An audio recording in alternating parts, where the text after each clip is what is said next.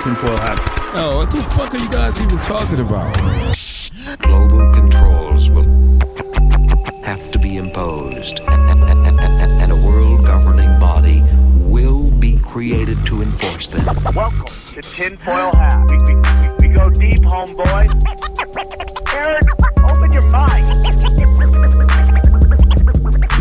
Drink from the fountain of knowledge. There's lizard people everywhere. That's some interdimensional shit. Wake up, Aaron. This is only the beginning. Dude, you just blew my mind. Are you ready to get your mind blown? Yeah, so yesterday, dude, I just was like attacked by a bunch of bots on the internet. Twitter is going crazy right now with super bots calling me controlled opposition. And Johnny, you just lost your account, right? They got me. Yeah, they got me. Yeah. Are you getting any love, Jesse, on Twitter yet? I know you just started posting there again. No.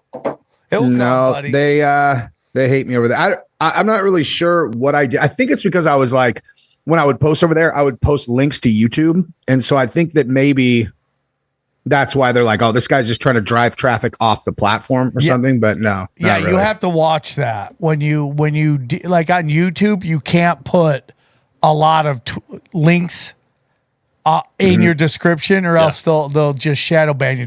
It's pretty shitty. It's unnecessary, right?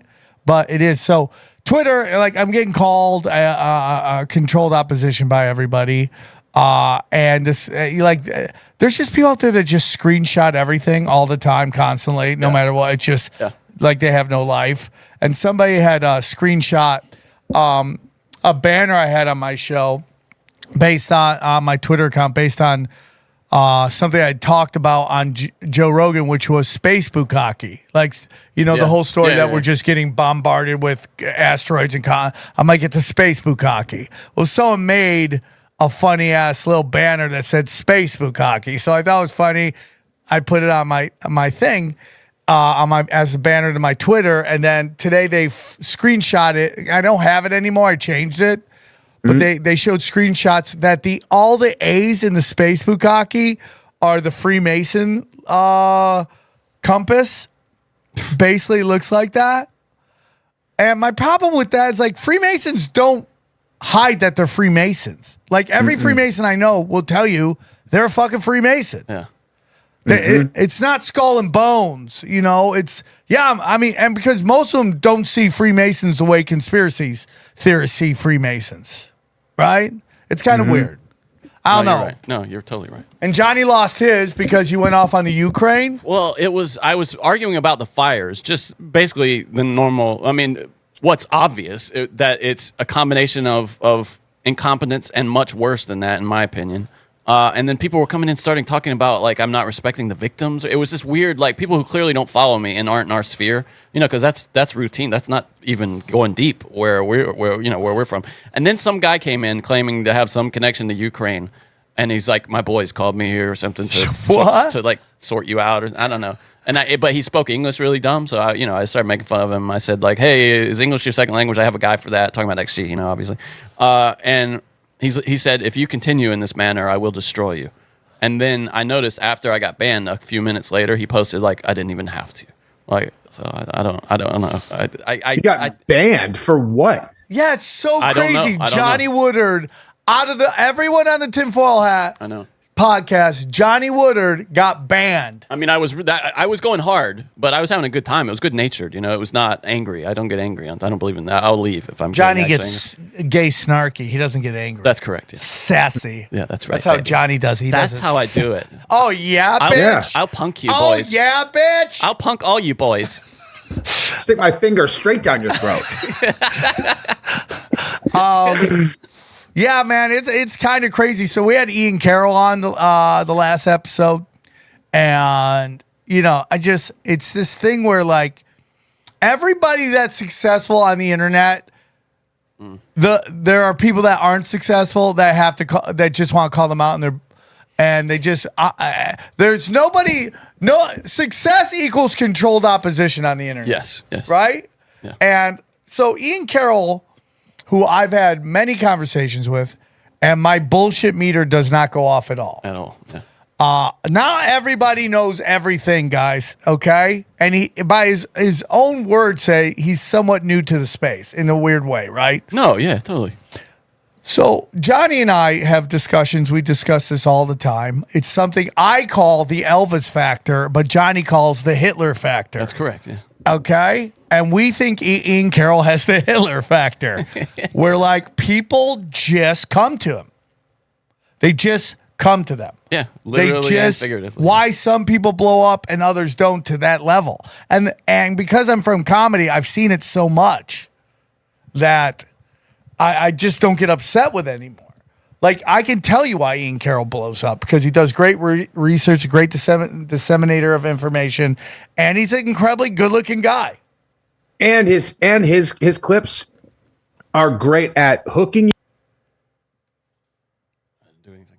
Hold on. We lost you. We lost you, Jesse. We lost you. What just happened? I haven't touched anything, so I don't. This fucking thing. Wait. It's. Okay. It's back now. Are you back? You guys got me? We're back. You were on a nice rant. Go back, please. Oh, I was just saying he does a great job of hooking you and then carrying you through. Like, he's not trying to stretch watch time. Like on YouTube, a lot of times, like, you have to do a video over 11 minutes. And like, he's just like, I can condense a lot of information into a 6-minute video. And he does a really good job of kind of like communicating a lot in a pretty short period of time where people aren't going to click off. People like that, Yeah, I love what you're doing on the internet. I think you're doing a really great job. I love your YouTube channel. You're one of the few people that I watch, and it's not that Thank you. I don't hate anybody. It's just I don't like to be influenced Yeah. in what I do. You're that way with comedy too. Yeah, it's really hard. I don't, unless I know somebody's completely different than me, stand up wise. I don't watch people's specials. I watch chunks. I can name all the specials I've watched big chunks of, But I'm very excited to have him on. Where we are live, of course, from the Wise Wolf Gold and Silver Studios. Go to samtripoli.gold, use the promo code TINFOIL, and you can get into the precious metals game for as little as $50 a month. It's just that cheap. And if you want to see me live, I will be in Batavia at the end of the month. Then we got a nice run. Batavia, I'm the 24th through the 26th at the Comedy Vault, which is one of my favorite comedy clubs. And then XG and Eddie Bravo will be live. We will be in Columbus, Ohio. We will be in Soul Joel's. And then we will be at the Comedy Dojo in New Jersey. Go to samtripoli.com and grab those tickets now. That is February 7th. Oh, the 6th. Through the 8th. Now, here's the thing, guys. If you're going to come see us in Columbus, Ohio, you have to buy your tickets now. You have to, because they have a thing where they can cancel the show 2 days out. If they don't, we have a lot of walk-ups at what we do, but if you're going to come to the show in Columbus, Ohio, you want to see Eddie Bravo, you want to see Xavier, you want to see me, grab your tickets now. It really helps. And I'm very excited to have this next guest on. I've known him for a while now. I've been watching, I'm a big MMA guy, and I love his show. I saw him the first time. I feel like I kind of connected with him was when he did the Fight Companion. I wasn't on it, but I enjoyed watching him on it, and then we kind of connected after that. And he's doing great things. It's been great to watch his YouTube channel blow up. I'm very excited to have him on. Please welcome to Tinfoil Hat for the second time. Yeah. Jesse on Fire. How are you, buddy? I'm excellent, thank you, sir. But by the way, we did do a Fight Companion together. Just we did. Maybe not. That's where it was. Yeah, we did. I did one with Frank, Mir, and Brendan, and then you and I did one. Me, you, Frank, and Brendan. Yep, there we go. We did Anderson Silva and Jake Paul. Oh yeah. There we go. Perfect, Yeah. dude. Yeah. I've been following you, and I've been really happy for you and your success on your YouTube channel. And you really took a quantum leap after the Trump assassination, right? That's kind of where you just went hyperbolic. I remember seeing your views. I'm like, holy fuck, he got 3 million views. That's insane. And so where can they find you if they want to check out your stuff? Jesse on Fire, YouTube, and then on Twitter and Instagram, I'm much less active, but I'm not less active. I'm just much less relevant. But I am less active and relevant. But real Jesse on Fire are the handles there. But like when the Trump assassination happened, YouTube had to. This is my educated opinion, is they had more demand than they had videos because they had so many limitations on Trump content that they had to take the restraints off. And then it was just like back to whatever the algorithm was, probably around 2016, where the best analytics were going to drive visibility. And I just crushed everyone because I think that Trump gets shot. Every single person on the internet is looking to find out what happened, and their system got overloaded, and people were searching Trump assassination, and they're getting absolutely no search results because they had, limits on everything. And so, I gained 200,000 subscribers in like 6 days, something like that. Dude, that is crazy. Yeah.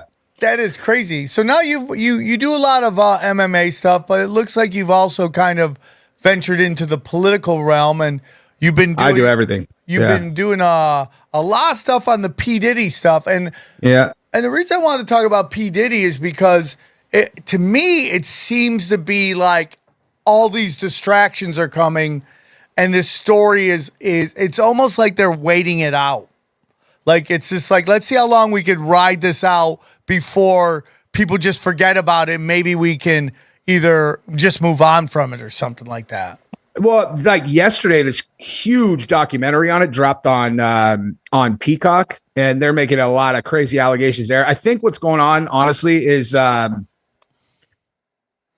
have two theories. First of all, there were so many news stories and so many new cases that like now when a new case comes up, it like barely even breaks the surface of anyone's interest. Example, yesterday, another lawsuit came against Diddy where a 16-year-old claims that he assaulted her. And I looked at like, dude, normally I would have been on that story. I mean, I'm going to do a video about it, but there's no, I don't know. There's no urgency because that's like, oh, a 16-year-old says that, Diddy drugged and sexually assaulted her. It's like par for the course. It doesn't even, you know what I mean? It's like there's so many of them now that it just doesn't even, but also when the trial starts, it's gonna pick back up. Here's the other thing though. That story about JayZ that just kind of really picked up steam in the last last week or whatever, where this guy who's been claiming that JayZ is his biological father for literally like 12 years, trying to get him to do a paternity test, and JayZ's been ducking him. And this guy looks exactly like JayZ. Oh, really? Yeah. And what happened is this week, the reason why it caught steam again is because the guy mentioned in an interview that he thinks the reason why JayZ's not willing to do a paternity test is because if he is in fact his father, they're going to go and do some simple math and figure out that his mom was 16 when she got pregnant. And so that's why it's picking up steam. So I did a video about that. Yesterday, the day before, and the numbers are horrendous. And I've noticed that every time I do a video about Diddy, it does certain numbers. If I do one about just JayZ, it does terrible numbers. I think that, if I was going to hypothesize, I think being friends with the Obamas might help your ability to limit reach on stories you don't like, in the event that you don't want people reading about you potentially fathering a guy, with a 16-year-old and then pretending he doesn't exist for 30 fucking years, Definitely have the same nose, for sure. I mean, he has to be have been told by his mother that that's who the kid is, Yeah. Oh, and that's a picture of her with JayZ right there. Right it looks there? like. Oh, come my on. God. Come on, dude. Should I play this? Do you want to hear this? I mean, will we get in trouble? I don't. I mean, we're not. I YouTube, No, I so- mean, I don't it's gonna know. Get us in trouble. Let's just see. I mean, bottom line though is the guy. I watched some interviews with this dude, and he's like, he's really, really calm. He's really humble when he says, "I just want to know the truth," and I believe him. I actually believe him. Normally, when people, it's not about the money, I'm like, get the fuck out of here. Yeah. But this guy, he comes off extremely genuine. Where I'm like, man, I actually kind of hurts my heart a little bit. Like where he's like, I just want to know if he's my father. And then he did say one thing about holding people accountable where I'm like, I mean, and his mom's dead now. His mom just died. And so there's got to be a part of him now. You've been doing this for 11, 12 years. The guy's a billionaire. Your mom was trying to get this done for 10 years. And you know, he's 31 years old now and she was 16 when she got pregnant. So you're looking at your own kids like, this fucking cocksucker got my mom pregnant when she was 16 and he's been ducking me for 30 years. I don't know. Like I could see him. I don't know. I mean, I think I would have more animosity than he seems to have. Well, I get it. And you know, we're kind of in this weird place right now where like, I think conversations, you're allowed to have more and more of the taboo conversations. Yeah. And, you know, when I hear about this guy that isn't in his kid's life, it makes me so sad. Yeah. And what must do to black women, black girls, when the notion is that, I mean, we hear it all the time in comedy. We hear it all the time in rap. I didn't know my dad. I didn't know my dad. I didn't know my dad.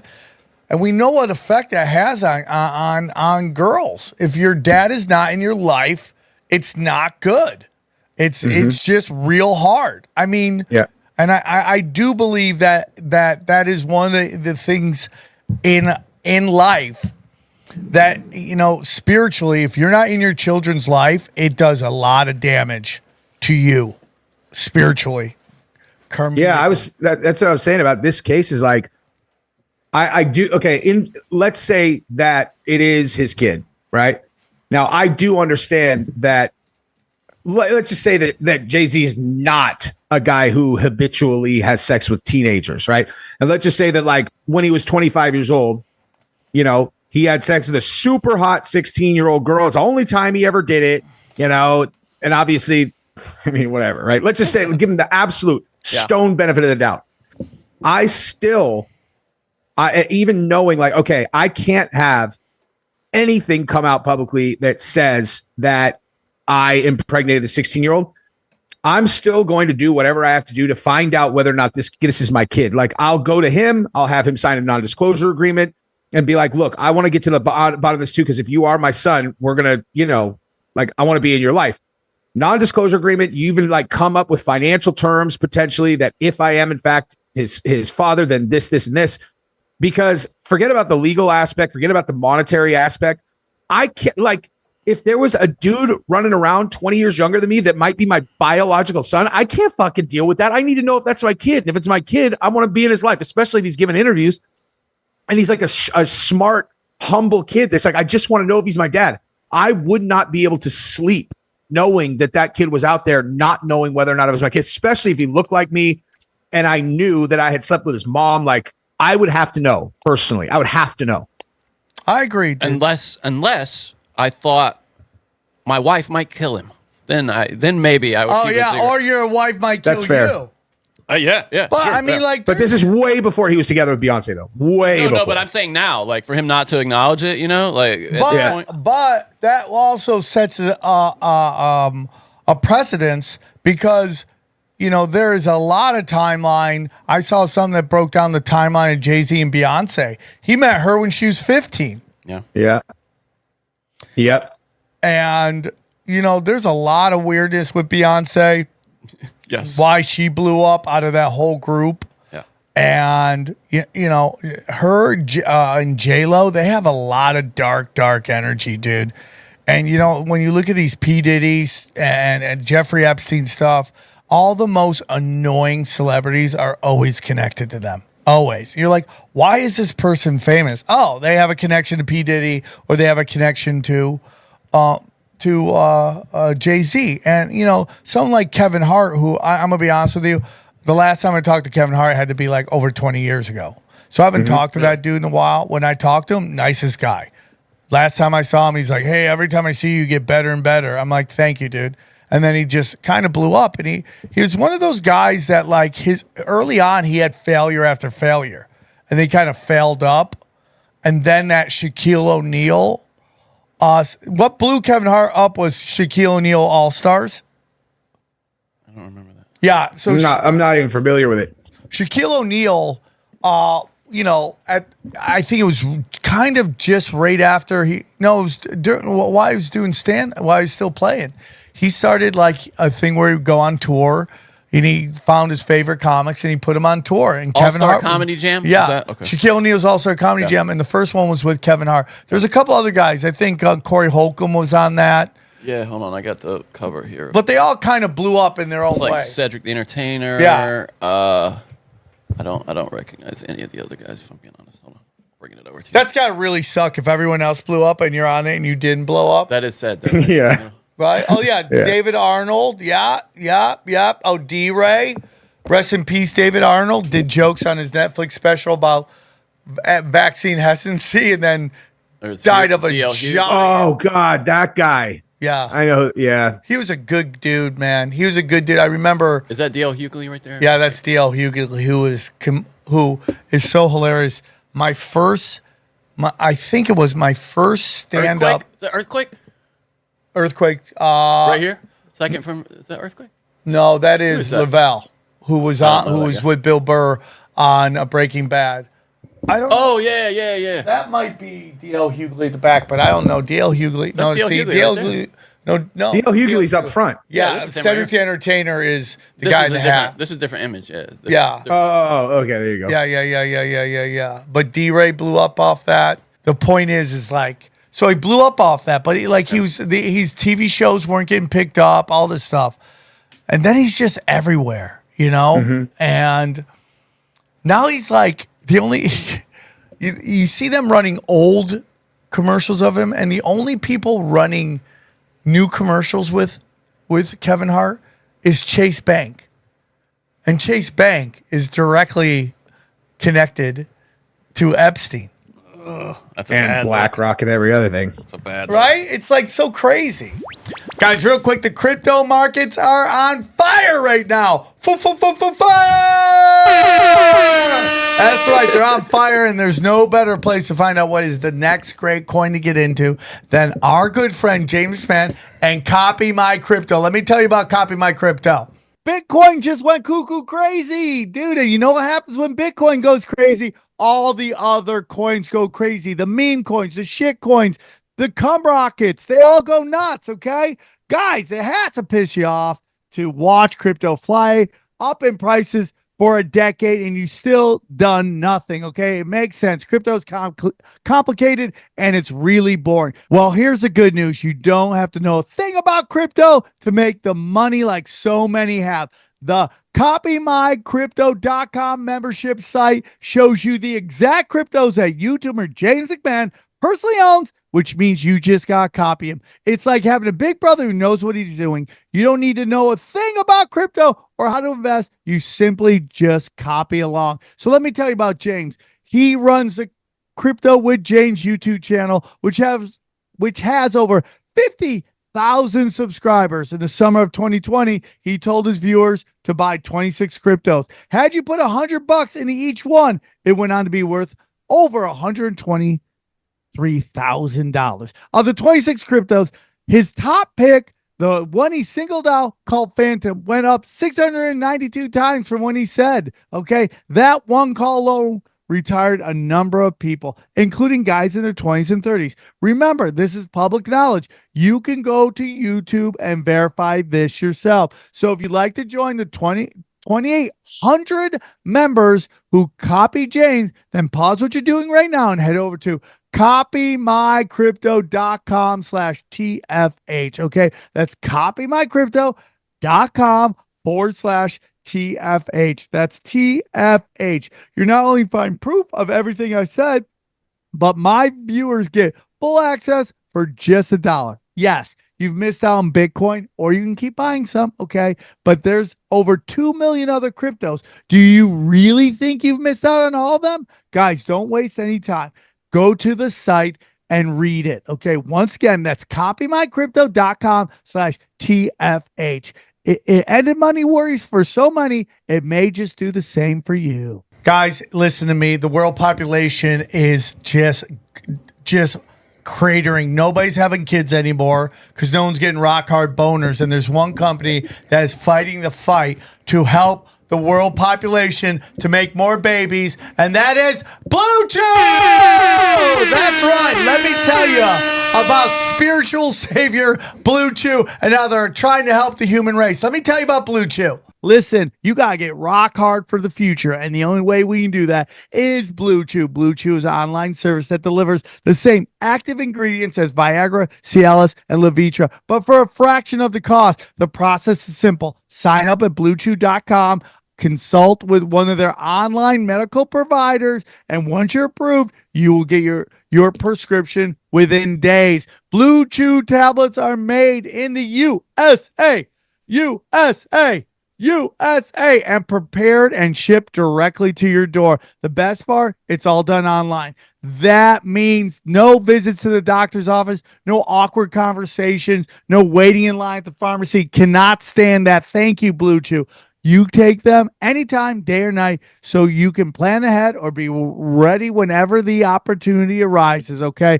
Bluechew is for Americans. Bluechew wants to make men rock hard. They told me, that's our mission. That's the mission, okay? They will not stop until every man is bricked up like a brick shit house, okay? Till every tent is pitched. Till every rod is raised. Make life easier by getting harder and discover your options at bluechew.com. And we've got a special deal for our listeners. Try your first month of Bluechew free. Visit bluechew.com for more details and important safety information. And we thank Bluechew for sponsoring the podcast. I've often wondered how obviously there are major gatekeepers to get to the level of fame that someone like Kevin Hart has, or like Katy Perry, or like that upper echelon. It's like there's got to be some kind of very secret kind of vetting process that none of us are privy to, because they can't just give that amount of reach and influence to anyone unless they know they're gonna fucking stay in line and not start saying what they think, if what they think is going to cost these people money. You know what I mean? It's like, or expose things that they don't want people talking about. So, I mean, the thing that makes the most sense is like, well, what kind of dirt we got on that guy? I don't know if you've been watching Candace Owens' coverage of like the Macron stuff. It's so good, dude. It's great, dude. And it makes such perfect sense. And they're like, where the fuck did this guy come from? And it's like, oh, well, we knew that his wife's a dude, and she started dating him when he was 15. And so obviously we knew no matter what we tell this fucking guy to do, he's going to do it. Otherwise, we'll expose the fact that his wife might be a male pedophile. It's like, damn, that's a lot of leverage, you know? Like, well, it used to be if you were gay, they would control you through that blackmail. But now society's gotten to the point where it's like live and let live. And the majority of us have a line, and that is kids. 100%. You know, obviously not hurting anybody, and women in particular, even though the Me Too movement has just done so much damage to all of that. But like the line for most sane, common sense people, don't hurt kids. You know, Even if you go back to the JayZ stuff, when he was like 28 and she was 16, it was just not seen the same way that way. You know, it was just a different thing. Like, it's just like the way people look at pedophilia now, as they should, is way different than how people looked at people in the 90s. How it was just a different energy. It wasn't the same thing, you know? And now it's like, because we realize that it does giant harm on women or girls when they're forced to have adult relationships with adults compared to when they're kind of learning with kids their own age. It does great damage. Now, we've also gotten savvy enough to go, if you're a teacher, male or female, regardless, you have sex with your students, you're going to jail for the equal amount of time. Like, it's caught up with us. You know, it's the whole old South Park thing. It's like, yeah, my teacher had sex with me. Oh, cool. Right? No, they go, nice. And that's that episode is so funny, dude. Oh, no. Quick, go arrest him because he has a hot, blonde, sexed up teacher. Nice. That episode is so funny, dude. Right? But and our reaction to it is like, Totally. we would all do it too. Yeah. And that episode, though, they have the blonde dime piece teacher and Ike, who's like 3. God, that show's so funny. It's amazing. They're so fucking smart, dude. They're hilarious. But it's like, yeah, you're like, if every one of us was a 15-year-old boy at some point. Yes. Oh, And dude, I remember it very if well. I could knock the bottom out of Mrs. Yaman, I would have not. I remember being in like, I want to say 6th grade. And Yes. she's like, came to the back. She was so hot. And she was like, I know it's really hot out here. I go, why don't you take your shirt off? I was like, she's like, what? I'm going to be a stand-up comic when I'm older, by the way. In case you haven't picked up on that from that just comment. slinging it, dude. You know? Dude,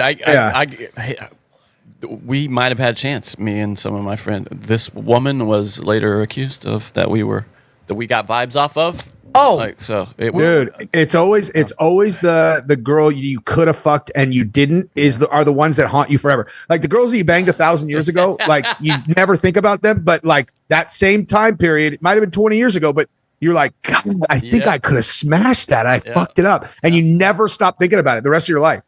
I in high school had no game with women, none. But I went to college. It was insanity, right? But I learned just lessons the hard way because I was like most white guys who are like programmed by Hollywood to be like, women just want to be respected. Yeah. They just want you to respect them. So like I would have these insanely hot chicks sleeping in my bed and I'm like, I'm going to respect them and not try to have sex with them. And then the next day, they would literally be like, fuck you, don't ever call me again. I go, what? And I would lose friendships with them because I wouldn't hit it. And I'm like, if you're sleeping in my bed, it's a sign that it could be go time. Yeah, I mean, worst case, you find out they're not in because they'll pretend to be asleep, and you're like, oh, all right, clearly, she's sleeping, does not want this. At least that was the move back in the day. Was like, she's like, oh, okay, so I'm trying to hook up with her. Now she's doing oh, I'm asleep. You're all right, cool, and then you just go to sleep. But I've thought about this a million times. That I don't even know what the fucking rules are now. I've been with Gabrielle for 18 years. God so bless ya. you go back to my day in college, and you hear these stories like you're supposed to get verbal agreement, every time you want to advance what's happening. You're like, that's fucking weird, man. yeah. Like that shit is just weird. Well, it's also that there was a time, and Bill Burr did a joke about that, where no meant try harder. You're absolutely right. Right? Yeah. Try harder. And unfortunately now it's like if a girl does that, you got to stop. Yeah.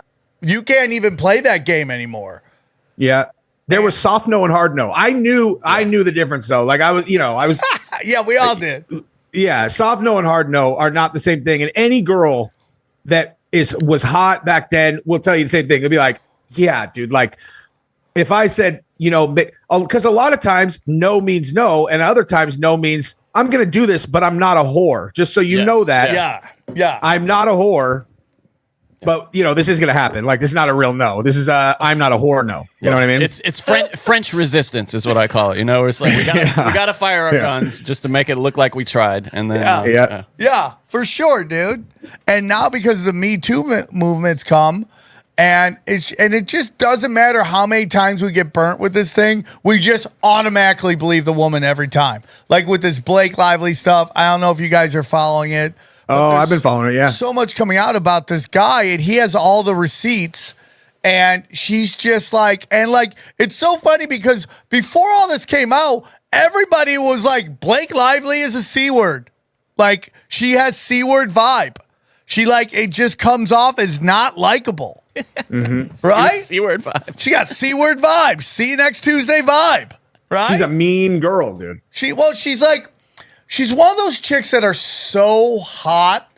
She's too hot. That she's been allowed to operate in a way that nobody else is. It's like a Jennifer. Well, and Aniston her vibe. family, she's like Hollywood royalty. Yeah. Yeah, exactly. So born on third base, Thinking she hit a triple. But it's like a Jennifer Aniston vibe, right? Where it's like it's almost too hot to be sexual. It's not sexual hot to me. Well, I agree with that, actually. well, we're talking early Jennifer Aniston. You always I think all of it. Yeah, she was just like uptight. Anyway, I'm saying that's what she has now, though. That vibe is. See, I never thought Like Jennifer Lively Aniston. I thought Jennifer Aniston. The reason she had so much success, obviously, she was a product. Like her mother was a giant, I think, casting director. Yeah. They're all. I mean, She was juiced in, but the reason I think everyone resonated with her because she was like cute hot to me, like. But have you ever Angelina heard about Jolie her? was like next level hot, That's a even different though my favorite meme is that meme where it's like her and Steve Buscemi looked exactly the same at one moment in their life. Yeah. Spot the And you're like, differences, yeah. the ugliest guy in the world and the hottest chick in the world looked exactly like the same person at one point. Dude, I'll tell you this: if you're married to Jennifer Aniston and then you trapped, or if I was, and then you trapped me in a closed environment with fucking Angelina Jolie, that's not going well for Forget about any it. married guy. Yeah. If Angelina decides like, I think I'm into my co-star, it's like, yeah, you're not going to win that battle, dude. That's no good. But even if you kind of go into like Blake Lively's hot, but when was the last time Hollywood put out an insanely hot leading actress? Sydney Sweeney is the only one that you see Yep, in that that's category, but she's not like she's super Downs sexy, but she hot. doesn't come off like I'm gonna fuck my co-star. Yeah. You know what I mean? But she's Downs hot. Like, I don't know what that means. She's hot, she looks hot. like she could have the Downs. Maybe. And She's That's what Gabrielle says about her. Actually, she's hot. She looks I know like she didn't. Actually, Gabrielle never said that. I take that back. I didn't say Okay. that. All right. Gabrielle didn't say that. Strike that from the record, right? Yeah. But it's like this thing I've been noticing that like the leading woman is becoming more and more, let's say, normal looking. Yeah. And to be fair, a lot of guys have been that way for a while now. It's happened I mean, with men too. yeah. What do you mean? But Sydney Sweeney's body is so fucking bananas yeah. that I It's can't even remember what her unreal. face looks like. It's unreal. It's like Yeah. weird science, like she's built in a Yes. laboratory, right? Absolutely. It hurts to look at, dude. Yes. Sometimes. And but then that video came out of her with that picture came out of her with no makeup at the beach. And everyone's like, it's all I'm like, nope, still hot. Yes. No, yeah, but that was also because, dude, she's playing that fucking professional boxer. She put on 20 pounds on purpose. Yeah. Why are we doing that? Why are we? I don't know. like, What is it? Yeah, there's no reason for her to be playing that fucking That's role, my dude. favorite part of Hollywood. It's like she's so brave. She's playing ugly. It was like when Charlize Theron, another incredibly beautiful woman, played that what was it, Monster? Yeah. Or something like that. And it's like now we have deep fake. You don't need to do any of this. It's it's like this notion that like Making your I'm bones. so hot. Watch me Yeah. be brave Yeah. by playing Right. Yeah. ugly. It's like Yeah. It's like making your bones as an actor or something. You know what I mean? Yeah. Like doing the stage. Dude, that Charlize Theron movie Monster is one of the hardest movies. Like that's a hard movie to Yes. watch where I'm like, God, like it's like you can kind of like know it's a good movie. And at the same time, I'm like, I'm never watching this fucking movie again. Yeah, like Halle Berry did it too in Monsters Ball. Even though she was she looked hot, You know, though. she was really hot in that. Yeah, dude, there were some Yeah. scenes with her and Billy Bob Thornton in that film. That They fucked for real in that Yeah. scene when they were filming it. that's what who? I've Which heard. one? Monsters Ball, Billy Bob Thornton and Halle Berry. Oh, they bang for real. There's some thought. Well, that he happened. looks. like You've he never has seen big that dick scene? energy. You've never seen their like hardcore sex scene in Monsters crazy, Ball? dude. It's crazy, bro. And by the way, Bro. It's intimacy director has There was ruined none. Hollywood. Yeah, there was none in that. It's ruined scene. Hollywood. It's ruined Hollywood. It's another politically correct thing that's just been installed because actresses whose careers didn't go the way they wanted start crying about fucking toxicity. Never with Brad Pitt, by the way. It's always with some guy. Right, that, right. they didn't Seymour like. Hoffman or something. Yeah, Philip Seymour Hoffman. Yeah. Yeah. But yeah, I remember Billy Bob came out and because they asked, and I can't remember what he said. He said something like, they were just like, I can't remember exactly what he said. He said something about they were all in on those roles. She won an Oscar for Best Actress, but he fucks the shit out of her in that fucking scene. And apparently that was not make believe. Well, he has big dick energy. Like, Oh, he yeah. does. He, for sure. He looks like it's like, how did that guy make He dresses like a pirate, bro. He's Probably has 60. a I mean, giant dong, dude. Oh yeah. Hillary, like when him and Haley were talking about it in advance, she was like, I was hoping you were going to say that we should definitely do this for real. Cause I've been thinking about that for a while. Jeez. I remember I used to have a buddy of mine who was like somewhat delusional.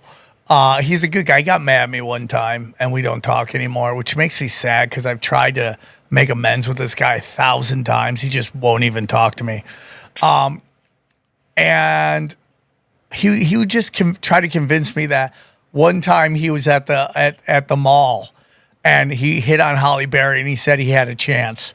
And I'm like, dude, you got no chance. It's never happening. She's getting hit on by NBA dick, okay? Oh. She's not going to take pasty white, redheaded Jew dick. Nobody's taking that unless you're offering movie deals. Yeah. Or like billions of dollars. Yeah. Yeah. Like every And this guy Emirate. did. He was like an Uber driver. All the Emirates over He's there. one of the poor have Jews offered out there that I always go, they don't run shit. I know this.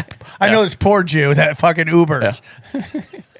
I had a good buddy of mine when we were sophomores in college. It was like right at the beginning of Christina Aguilera. She like just blew it. She was like, we're talking like genie in a bottle fucking Christina Aguilera. And he ran into her at something, and he was there with his girl, and he's like, dude, she invited me to come with her in her limo, and fucking Marcy was his girl at the time. He's like, and Marcy rolled over and just gave her the biggest fucking girlfriend eyeballs and like just completely fucked it up. And we asked Marcy, she's like, no, yeah, Christina definitely wanted to fuck Andrew. We're like, man. And all of us, like, as soon as she'd leave, she's like, you're like, dude, that's just I mean, I know he's your boyfriend, but Jesus, it's Christina Aguilera. It's almost better that your dude had banged her. You should have just let him do it, selfish bitch. Yeah, Jesus. and like like there's all those famous stories like Michael Jordan banging and women calling their husbands and going, Michael Jordan wants to have sex. I kind of got to go. And like, what do you say at that point? What do you say? You say, I guess my wife's ruined for life now. Yeah, Like, get pregnant. Let's have a fucking get pregnant. It's like if you've ever put the wrong size gun in a holster for a long period of time, and you can't put a smaller gun in ever again. Dude, you're gonna have to take a long break and let that thing get resized again, dude. The funniest thing is how there's all these NBA players that everyone goes, is Michael Jordan their secret father? And there's two of them. Really? Jimmy Butler. Yeah. Okay. And Anthony Edwards. And then any husband who was like, no, you can't have sex with Jordan. They're all, fuck, man. Yeah, dude. I'm not even with her anymore, dude. My kid, my like kind of kid could have been in the NBA. I would totally be that dad. I'd be that dad that's holding my black kid in the cuck pictures. I'd be like, this is my son. Yeah. It's my son. Hey, call me racist, dude. Go ahead and try it. I don't care. Wait till my kid's 6 and dunking on your little fat white kid. Filling the crib with basketballs, just fill it. Just every toy is a basketball. So excited. I'd be like, this is your calling. Go. Yeah. Go. He might have given me a son too, dude. I'm a fucking daughter machine, dude. Yeah. Oh, yeah.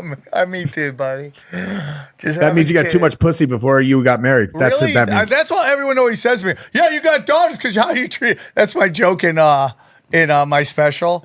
Yeah, it's you have true for sure. Because how you treat women. I'm like, why does God care that I made women come? Why is he? No, I didn't make anybody come. I think it's at least my fucking working theory, just based on the prevalence of daughters in the combat sports world, is I think it's a testosterone thing. Like I really actually believe it's unexplainable the number of fucking daughters versus sons in like the jiu-jitsu community, as an example. Like dude. It's crazy. Of the people who train, like the guys who actually like train, you're talking 85-90% girls for real. Like I'm not exaggerating that. It doesn't make sense. It has to be like some kind of thing. Wow. There are a couple comics out there with sons, like Shab has a kid, has a boy. Shab has 2 boys. Callan has 1 boy. No, he actually has 3 boys. I just realized that. That's crazy. Shab? That kind of breaks the mold a little bit. Shab too. Rogan has girls. Yeah. I have girls. Anthony Smith, 4 girls. Fucking 4 girls. I mean, yeah. Laird Hamilton, nothing but girls. I love having daughters, and me too. There was a time where you were just like, oh, dude, no, who's gonna work the fields? Those days are done. See, I still have this old school thing. Probably because I come from a farm, that I want my name to carry on. Yeah. It's been passed down for generations. No, there's none. I have a sister, so it's down to me. Johnny, you got sauce. Your fake girlfriend. Are you got sauce? Are you shooting up the club, dog? Eventually, yeah. So back to the whole thing. So this P. Diddy thing comes out. We got the Jeffrey Epstein thing coming out. And now there's this new one that nobody's talking about. In Miami, these two Israeli brothers have just been. Have you seen that? Of course, dude. It's got no coverage. And me and Gabrielle covered it. Me and Gabrielle never miss an opportunity to cover fucking dudes raping girls for some reason. Like that's like every time there's a crazy story, we always put it on our podcast. I don't know why, but we make jokes about it. But yeah, we covered those fucking scumbags. Can you tell me what this is? I don't know what this is, Sam. Look up real estate brothers sex trafficking. Okay. Miami. It's out of Miami. Yeah. But they're two Israeli brothers. Hey, did you see? Hey, Sam, did you see the arraignment where the guy, like the video of his arraignment, and he's asking the judge to get bail, and he's like, my wife is 9 months pregnant, and she expects me to be there. She needs my help. She's from Brazil, and it's crazy because it's like them. And look at that. His tone is so fucking like he just seems like annoyed that he even has to do this. He's like oh God, what's the right way? I don't even know what the right way to even put it, but I was watching just like, man, this dude does not understand what the rest of his life looks like, you know? Yeah, it's really crazy too, man. It's like they're ordered to face it in New York. I thought it was in Miami. Yeah, ties to Miami Beach in New York real estate. Whenever you hear New York real estate, just know those are the shadiest motherfuckers. Like, New York real estate is super. I haven't been able to. Sorry. Oh, New York real estate is super dirty, dude. Super dirty. And I do have this theory that Donald Trump represents that faction trying to take over the White House. Like, they're a different crime organization from the George Bush death cult that's been running everything since the assassination of JFK. You know? I mean, you see his energy right there. This is what I'm talking about. These guys just look like shit, man. Like that's probably the exact looks that they give each other in business deals, you know. And you're like, bitch, out of jail, but their wealth, their connections, and the number of alleged victims up to 40 concerning the judge. So today, pretrial release for Alon Alexander was denied. They've been convicted of nothing. They have no criminal history. They are not supposed to be in jail. They are supposed to be, under our laws, presumed innocent. The plan to secure a two-bedroom apartment, Alon Alexander would be electrically monitored and would be watched by a private security firm. There would be strict visitation, and any court-imposed restrictions would be followed. In this case, the defendant's parents have that wealth, hard-earned, and they should be able to use that wealth in order to give the court comfort that their children will not flee. The defense citing dangerous conditions in jail and claiming the use of private security is nothing new. This is not something that I invented, something that has been done for years. On the other side, federal prosecutors who clearly argue equal treatment under the law means no one gets to build their own private jail, and painted except for Pablo Escobar brothers with international connections that are clearly a flight risk, with access to properties all over the world. These boys have known for months that they were under investigation. Are you serious? And did not do one single thing to give anyone a reason to believe that they would flee. Alon and Orrin Alexander, prominent real estate brokers facing federal sex trafficking charges that stem from allegations they used their wealth, their positions, allegedly drugging and sexually assaulting women over several years. Under the jail. They jail. also face state-level sexual battery charges as well. Not one of the accusers has testified before the grand jury. Not one of the accusers has been subject to cross-examination. Each and every one of these accusers is rendering a false narration, a false accusation 40 people? Against. Hey, each and every if each and every precedes your accuser's word, that's no good for you. I will say this, like conceptually, I don't like people being held in jail or prison before they've been convicted. Just from a concept wise, I don't like it. They're supposed to be, but looking at those two fucks, I do think they'll flee. I think that they'll leave, and I think that they'll end up just like wherever. I mean, if they're wealthy from Israel, they'll probably just go to Israel. If they're like, if they've got, I think those dudes will flee. And when you're paying for the security, by the way, when you're paying for the security, they're not going to let you just walk. 100%. I mean, like, dude, famously, Jeffrey Epstein's air quoting last days right? His last days, he could still be alive. Who knows? I think he is. Yeah, I think it's definitely possible. His last days, he had his lawyer and a chick hanging out with him in jail. Like a chick was in there. His corpse has a different person's fucking ear on it, dude. Have you ever heard who they think that is? No.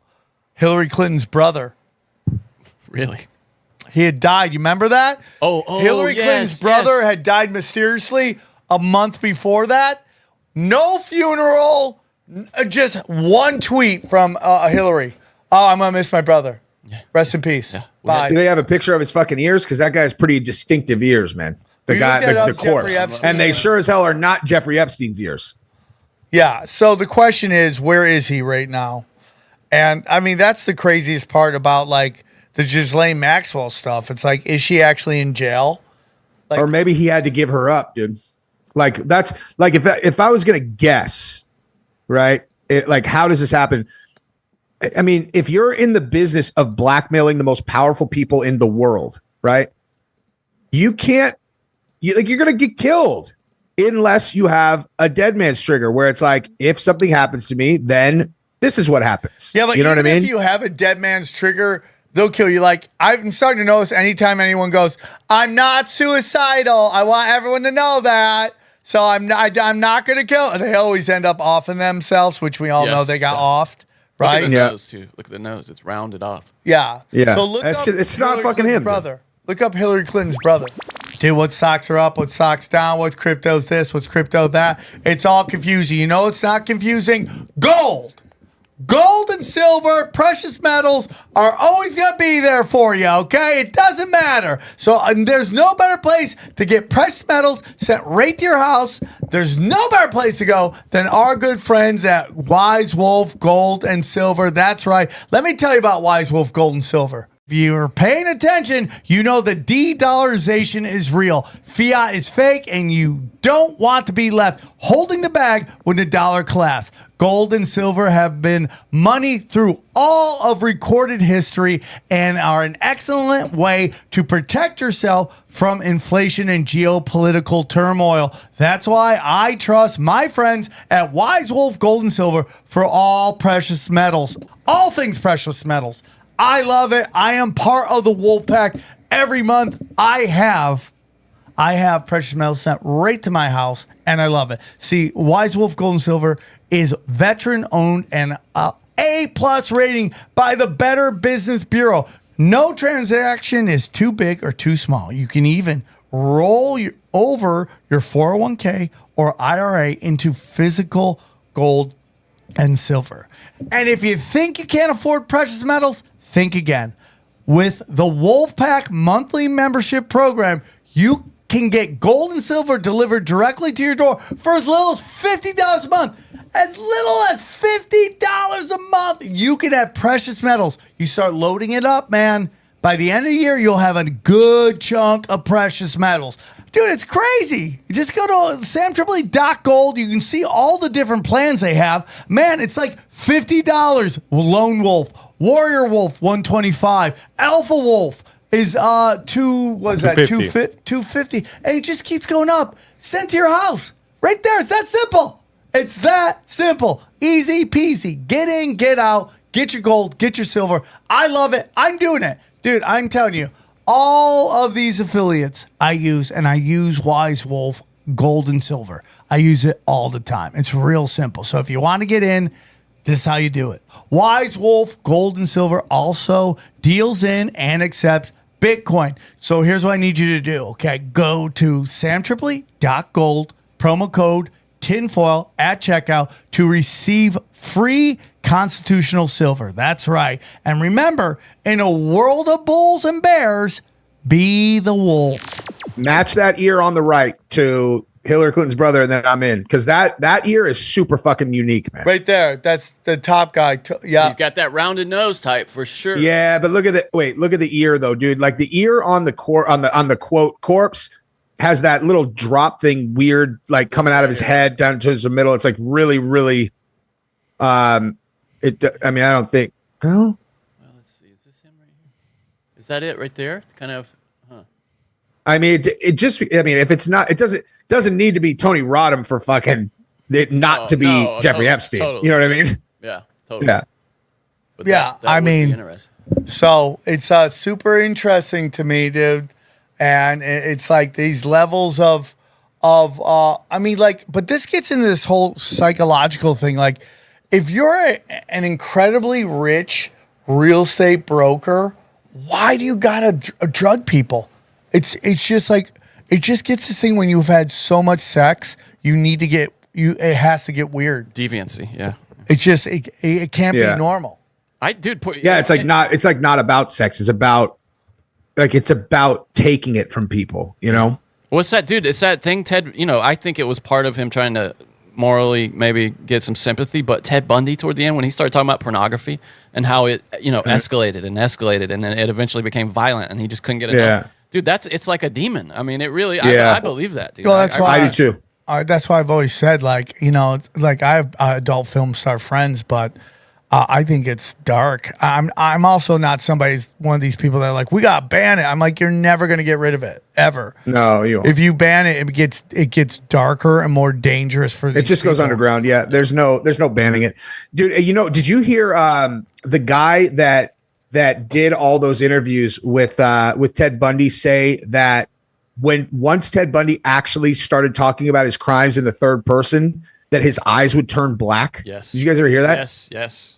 Fascinating. Fucking crazy, dude. What? His eyes would turn black. Let me see if I can find the clip of him talking. It was just the guy was he said, I mean, like, and he's not making it up. Like, I mean, okay, so like my cat, right? I could tell exactly what my cat's gonna do based on its eyes. And when it turns into predator mode, that's exactly what happens. Is like my cat's just chilling, it's got cat eyes. And then as soon as it's setting up to jump at somebody, its eyes turn completely black. And it's like, so maybe serial killer. Maybe it's just the pupils just take over the whole eye, but his eyes would turn black every time he would talk about murders. That is going to those hand gestures are going to haunt you for the rest of your life. He just did the did he? they're gonna freeze that, be like, Jesse on fire, it's Illuminati. We know. Wait, what'd I do? We know what you're doing. You did the one eye with the 3 fingers. Oh, off. this? Yeah. Oh, yeah. You're done. You're done. Stick a fork in you. It's over. Yeah. Good luck on that, dog. That stuff is so dumb. Yeah, but the Illuminati, dude. That's hilarious. Jesse is a Satan worshiper. Yeah. I was literally, It's so crazy. I'm like, dude, well, you're successful, so you have to be compromised. That was in the Netflix documentary, by the way. If you want to see that about his eyes turning black, I think it's like interviewing a killer or something. I think you're right. Yeah. If you know, it's that, because I watched a couple of them. But Netflix has done some really good series like that. Stuff, That one I really enjoyed. I like Don't Fuck with Cats. I fucking love that one, dude. It's so good, isn't it? Oh yeah. Evil Genius, phenomenal, dude. Have you guys watched? Have you watched Evil Genius? Which one is that? Let me look. About just look it up because you'll know instantly. It's about that woman who and you remember and it's the bank robbery and the guy was wearing the device around his neck and he's like, yes, that's a wild one, dude. Oh, that one's fucking awesome. Yes, that one is so good. It's crazy. They just did one too about the. I think it's called like the greatest heist ever, about those crypto retards that the girl who did the rap videos and her. Oh yeah, dude. I don't think I watched that. Yeah, it came out maybe last year. It's remember what's her name, Sam? The rapping retard, that girl. You know, and then who's made off with all the Bitcoin. Billions in Bitcoin, and they weren't sure how to offload it, to clean it. Yeah. It's a very famous story. Yeah, they just did a Netflix documentary about it. It's pretty fascinating because they have connections to intelligence, which is interesting through his father, who was a hacker, like a really high-level hacker. It's curious. There's more to it than. What about American Nightmare? Did you guys watch that one? American Nightmare. It's funny, the names are all kind of similar.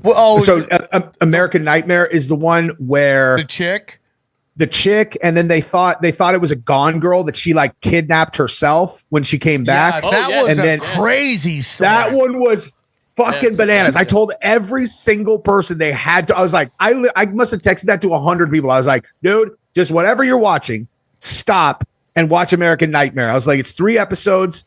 just trust me. That's like the just one watch where that. It's every episode ends with you thinking something else is happening, right? Is that, exactly. You think you have your arms wrapped around it at the end of episode 1. Yeah. And then at the end of episode 2, you're like, oh shit, I had this completely wrong. And the end of episode 3, you're like, oh my God. Yes. And the whole thing. That one was so good, dude. So there's a couple beliefs that we have as people.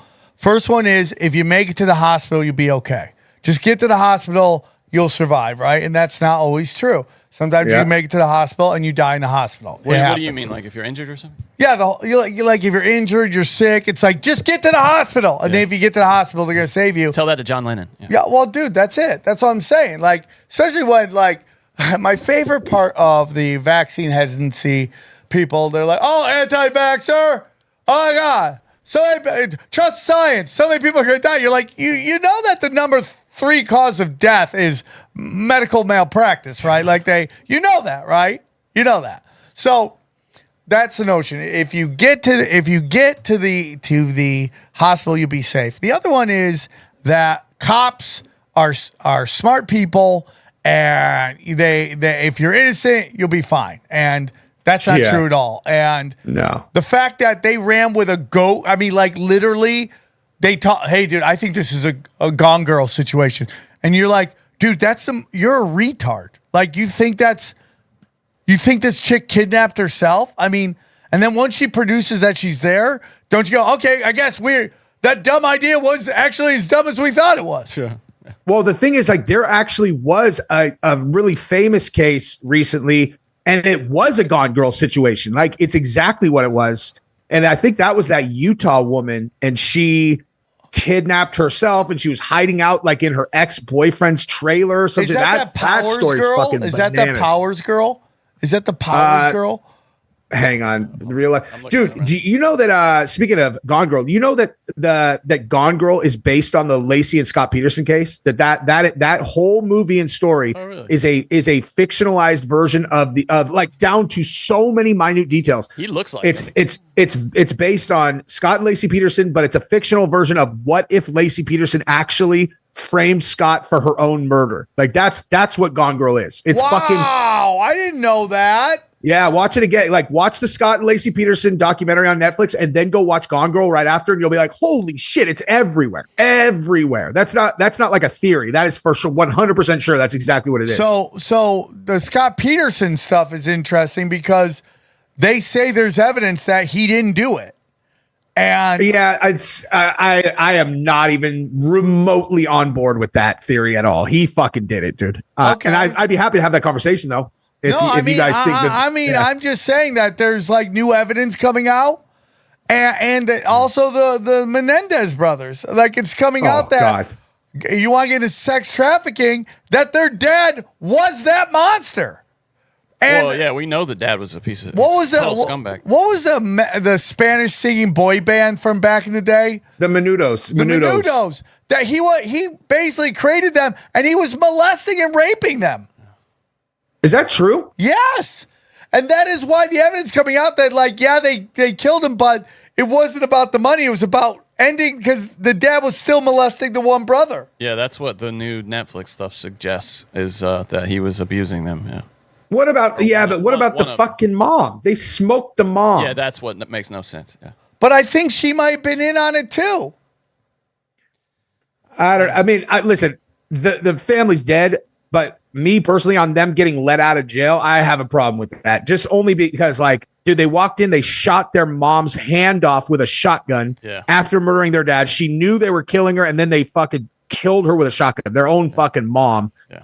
I don't know, dude. Like, dude, you gotta have it so cold. Like, I mean, it's gotta be a lead pipe cinch that they didn't do it for you to let those guys out. You gotta be certain. Yeah, but they definitely did it. I'm not saying they should get out, but is there an argument that if these parents were involved in this high-end entertainment pedophilia stuff, that they were defending themselves against this abuse? Is there an argument for that? That's what I'm saying. You'd have to prove that without a shadow of a doubt. Yeah. Because when that because what was definitely 100% happening is the older brother got kicked out of Princeton, and his dad was cutting him out of the will, and then a week later they fucking murdered him, and then got caught. And then they were like, yeah, he was molesting us. He made me suck his pee-pee. Like, fuck you. You know, I mean, who knows? Maybe they did. Maybe he did. The Menudos thing, I had actually read a little bit about that. Not enough because because any way you slice it, I'm like, they still murdered their own mom with a shotgun. And the only thing that's up for conversation is, are they going to be let out of prison? And I like the idea of that being stupid because I like shitting on idiotic celebrities who are fucking advocating for capital murderers while they cry about fucking Me Too shit. You know, you're like, this is your big fucking issue. All these people that are in jail for life, and you pick the fucking Menendez brothers as your pet project. You know what I mean? But anyway, I mean, if they were like, if you're talking straight Pizzagate shit, you can kill all those motherfuckers. Yeah, I'm with you. I'm with you on that. And it's still funny because you want to talk about what Tino was? Yeah, that's what I want to get into. Yeah, I'm putting in the chat the real life Gone Girl one I was talking about. You could take it. I just put it in the chat. So yesterday, good friend of the show, been on it a bunch of times. If you ever see him on the road and you know him from the show, let him know you've seen on the show. Tino Sanchez. Shout out Tino. Tino's always like, hey, you remember me from the show? Tino Sanchez in a text thread with us from the show, and he was like, hey man, the Innocence Project, it just gets off guilty people.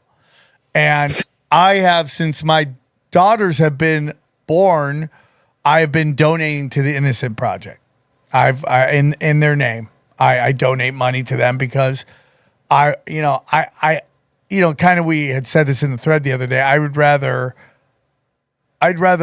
you have a bunch of people doing life than one innocent person be put to death. You mean you'd rather have a bunch of guilty people run free than have one innocent person who's wrongfully. Well, I was going to get into that. Then extend that to that. Yeah. So it's like, because you never know when that could be you. Totally. And his source for this was the Kelly Patrick show had someone on called Alex Welch who presented a few cases where he is convinced that.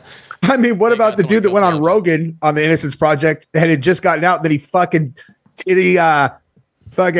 decapitated and like cut the guy up like a month later and had him in the freezer. Wait, he was on Rogan? Yeah, that's a famous story. Joe Rogan had a guy come on talking. It's like a year ago. How he's going to like defend, help people get out of jail that were innocent because he was in jail for something he didn't do. And then a month later, he murders somebody. No, it's actually the guy that Rogan's had on from the Innocence Project a bunch of times. And I had actually watched a couple of those episodes, and like he told one story that was fucking crazy about this murder that happened, and it was this immigrant who got convicted of it, and that he had not done it. He looked so guilty, like the case was so bad, but then they explained exactly how it was actually the daughter that did it, and he got him out of jail, and they were both Rogan and the dude were like crying. It's a fucking great episode. I think it's someone called Sheldon that Johnson. dude. Does that sound what's right? that? Sheldon Johnson. Does that sound right? This is and that guy brought that dude on, who's someone he had just gotten out, who had he had been convicted of a crime that he said that he did commit, but he was a non-violent kind of like participant in this thing and whatever. Anyway, he got out, and he's on there with Rogan. He has this conversation about the Innocence Project and how whatever it is. And a month later, the guy got caught having dismembered a victim. He had a beef with this guy in jail, right? Like he had a prison beef with this guy. This guy was a gang leader also, it turned out. And the Innocence Project got him out, and then he went to that guy over some like old school gangster shit, and he murdered the guy in his house, dismembered him, and then came back 7 different times in disguises to take pieces of his body out of the apartment. It's like the fucking gnarliest story ever, dude. And it's just like, listen to how elaborate that plan was. Like, if you had funneled that into anything else, what would your life be like? But even that, you go. Here's the thing. So many people gotten off because of DNA analysis, right, Johnny? Yeah. And it's like, this isn't his DNA. Yeah. And if someone gets out, someone could go in for something they didn't do, then get out and then commit some crime and have to go back in. Yeah, it's also sloppy police work. How about making a murderer? Yeah. That's the interesting question, because that. Did you watch Candace Owens one? Documentary on it. Here's my problem, and I'm a huge Candace Owens fan, and more and more and more and more stuff she does, more and more I like. I have a big problem with her take on it. Yeah, me too. Because I'm very interested in this. because we do know they already framed him for something. So the precedence is there for her. And they had a massive incentive. To do it again. I mean, like, dude, just massive incentive. And did you guys watch her entire documentary though? Yeah, we did. I didn't watch all of it. I watched a couple episodes. But You got to watch the whole thing. To me, there's a couple things. At the bare minimum, that kid is a retard, underage, should not have been interviewed without his parents, who probably are too dumb to even help him, but at least some sort of lawyer there. Yeah. You know? Okay. And when you have guys going, listen, you tell us you did it, you can go home, and then they just get them. I'm telling you, watch the entire thing that Candace did, because I went into that documentary absolutely 100% convinced that he was innocent, that they framed him a second time. What is? And I walked out of that documentary 100% convinced that he's fucking guilty, and that kid is exactly where he should be. Also, okay.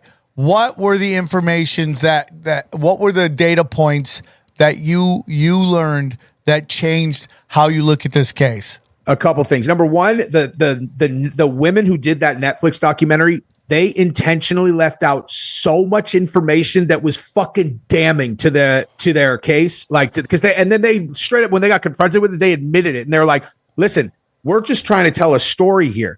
Like, indefensible shit that they left out. And I saw the rest of the fucking interrogation from that kid. And they're not fucking pushing him. He tells a story where what's the fucking guy's name? The main guy of Making a Murderer again? Stephen Avery.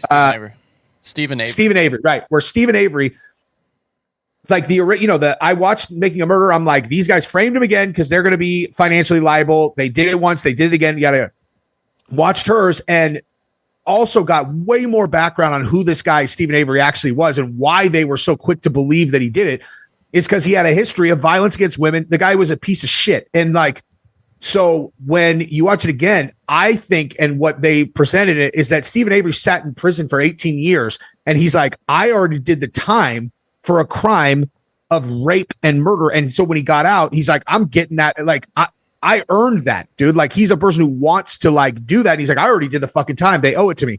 And the guy that, there's so much evidence. There's so much evidence that they didn't put into the Netflix documentary of just absolutely damning stuff. The dude. biggest piece is the sweat. The sweat on the what's hood. that? The sweat on the hood, I feel like, is the biggest piece that they left out of the Netflix documentary, that there was sweat of his that was found. All the stuff about the burn pit is fucking horrendous for them. But the kid, specifically watching the kid in the interrogation, the part that they absolutely intentionally did not show in the documentary, where he admits to what he did, he's not fucking lying. He's telling the truth. And basically what happened is Stephen Avery fucking kidnapped that chick. He got her to go there. They showed that Stephen Avery called her multiple times from different phone numbers, pretending to be other people, because he wanted that girl specifically to come. And he got her, and he tied her to a bed and raped her multiple times. Then he got the fucking 16-year-old who's a virgin, and he brought him in, and he showed her strapped to a bed naked, and he basically offered her up to the kid.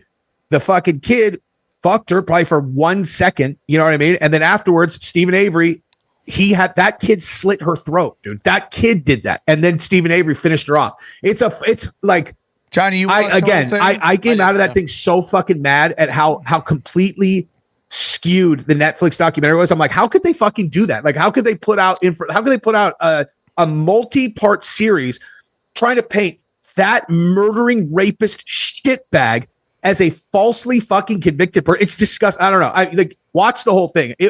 I went again. I'll have to watch it. I have to watch it. I mean, you should try. It's interesting though, right? If you like that stuff. That what you're saying is impossible.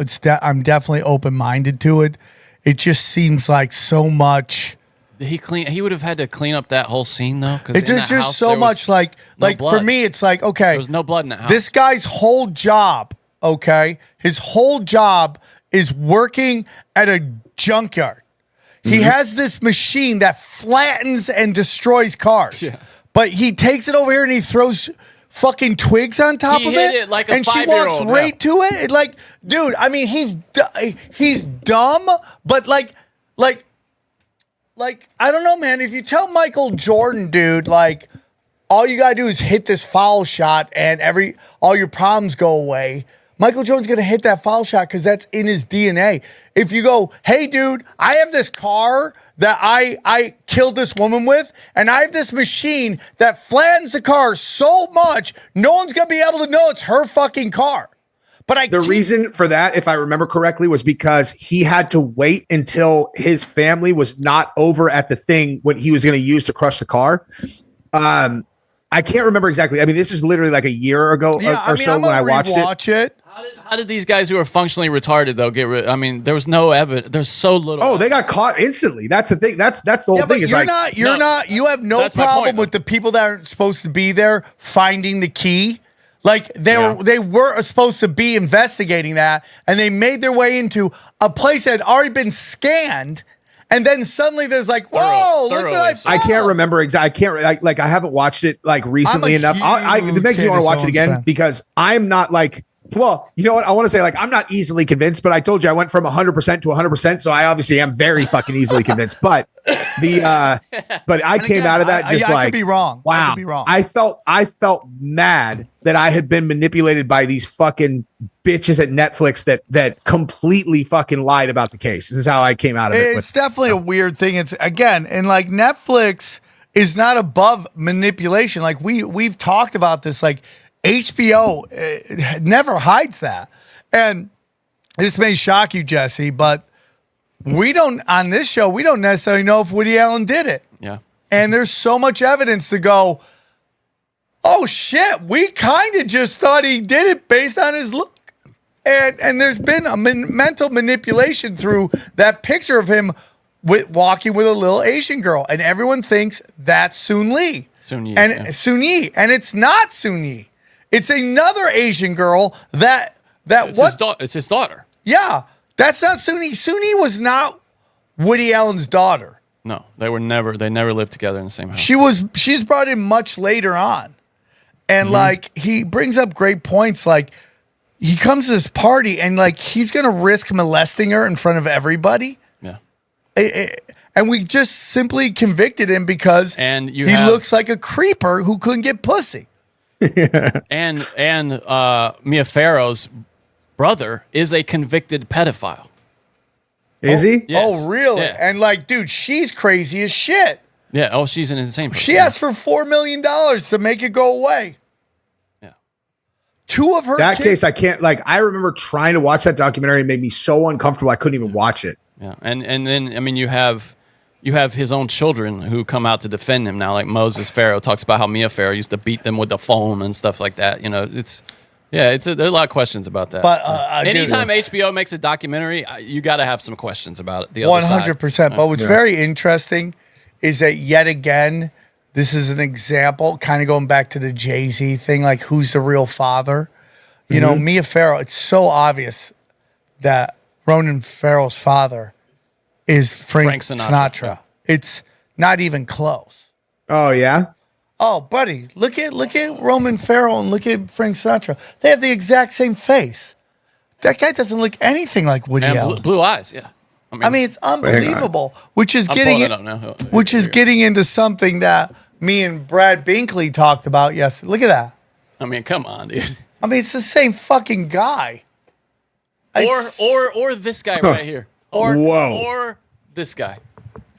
What do you think? I mean, hey, I have an idea. You want to see the most obvious father-son ever that you guys are also very aware of? Look up fucking Fidel Castro and Justin Trudeau. Yeah. If that's not his kid, I will literally smash my face into this table in front of you guys. Please don't do that. But we could use the views. It would go here. Yeah, look at that. I mean it's obvious. Look at the one of the three side by side by side. It's they are identical fucking twins, dude. Yeah.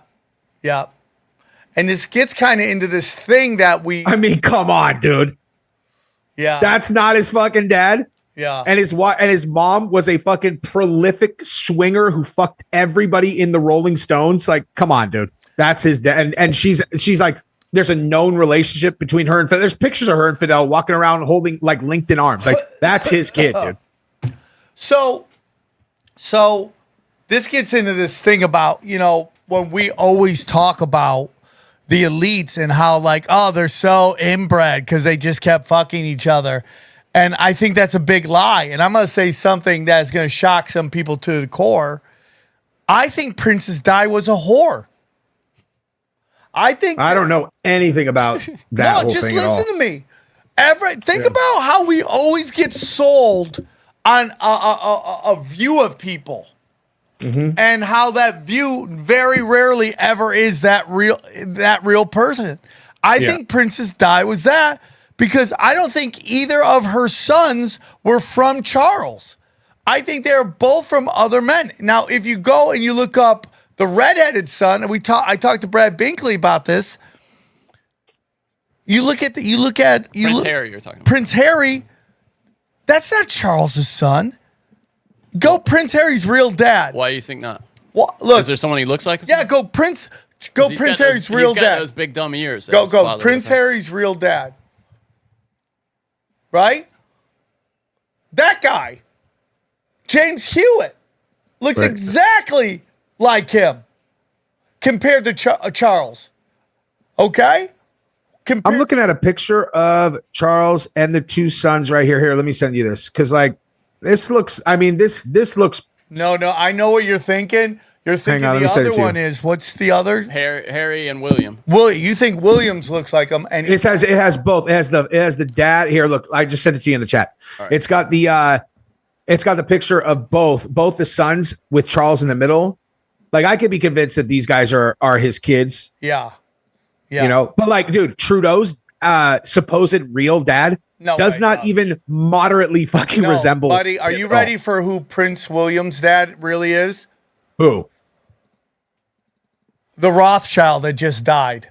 The old man that the one that burned up in the fire. The one that Smithers is named after. Yeah, that's it right there. That's his real dad. That's his real father. Do they have a photo of him before he was 100 years old? Hang on for 1 second, you guys. What's up, baby? Babe. Yeah, I mean, he's got the mouth for sure. Yeah, that's his real dad. And the receding hair. And the bald hair. Yeah. Dude, you have a jiu-jitsu tournament coming up. So interesting. Hey, mute yourself, buddy. Oh, sorry about that, you guys. Yeah, I'm telling you, bro. Yeah. What do you think? Okay, do you think that's part of kind of? Are they into free use or something? You know what I mean? Like, hey, all the women they get passed around. What the elites do. Yeah. They all pass them around, and then whoever gets knocked up, you get knocked up, you raise that kid. It's so curious because there's this idea that in early human days they would have the tribe all knock up the women because then the men were all invested in the outcome, of the child. 100%. Yeah. I wonder if that's what the elites. Yeah, I mean, people been running trains forever, right? You have a great way of boiling things down. Everyone's been running trains forever, but it's like that's his dad. That's his real dad. And he doesn't look anything like his father. The other kid doesn't look anything like, and there's other guys that Harry looks like, but he doesn't look like Charles. What's Oprah got to do with any of Dude, this? I wish just once someone would give me some insight into how global finance really works. Because they're like, let me give you the list of the wealthiest people in the world. And you're like, oh, the Rothschilds aren't on there? I think your list might be missing a handful of people, dude. Like the richest people they're not on the fucking list. No. You know what I mean? Like these guys that they're just not on the list. The real actual wealthiest people in the world. Yeah. Well, the truth is, dude, is that, there's a lot of the Jews. And I push back. I go, they're middle management, man. There's people above that. And we've talked about this on the show before. We had a guy named Jay Dyer on who's a good friend of mine, Crusher. He just blew my mind about the British Empire, dude. I don't think the British Empire lost. I don't think they lost the Revolutionary War. I think they just made us think we did it, so we run everything, and they just cash checks. I think they still run Israel, and they for sure run Saudi Arabia. For sure. And these black nobility motherfuckers are above everybody. Nobody even talks about them, bro. And I don't even know who that is. Yeah, the black nobility are old banking families from Rome. They're Babylonian money magic guys, and they're way above everything. And that's why when people are always like, "Oh, the Jews," I'm like, there were people running shit before the Jews, before the Abrahamic religions, before those people still run shit. Okay, yeah. And that's why when Ian Carroll, we talked about the last time on the last episode, when he did his whole thing about who owns BlackRock, and it goes to Merrill Lynch, and then who owns most of Merrill Lynch is Bank of America, and nobody talks about Bank of America. Everyone's focusing on Chase Bank because that's what they want you to look at. Oh, Chase Bank, bad guys. Why Bank of America owns the biggest chunk of BlackRock? Yeah. And it goes all the way to old banking families of Italy. My thought is, though, what is it? Okay, so if I know who owns BlackRock, what practical effect does that have on BlackRock? Do you know what I'm saying? I can't do anything about it. What am I going to boycott? It kind of just... Well, to me, it kind of just lets you know the real balance of power. So while you're yelling about Jews the whole time... You don't realize there's levels above that. That's a different thing. And that is just part of the psyop to get us all to fight with each other. Because I don't think that, I don't think well, it's like, I mean, they don't care. It's like the Federal Reserve, which is like, if someone, put a value on the Federal Reserve. You're like, what the fuck are you talking about? It creates all the money. Yeah. There's not there is no value to put on it. It's whatever it wants it to be. And they're like, well, it's a private organization. They're like, well, who owns it? And they're like, oh, well, it's public. You can just see exactly who owns it. You're all, yeah, but how much do they own? You can see who owns it.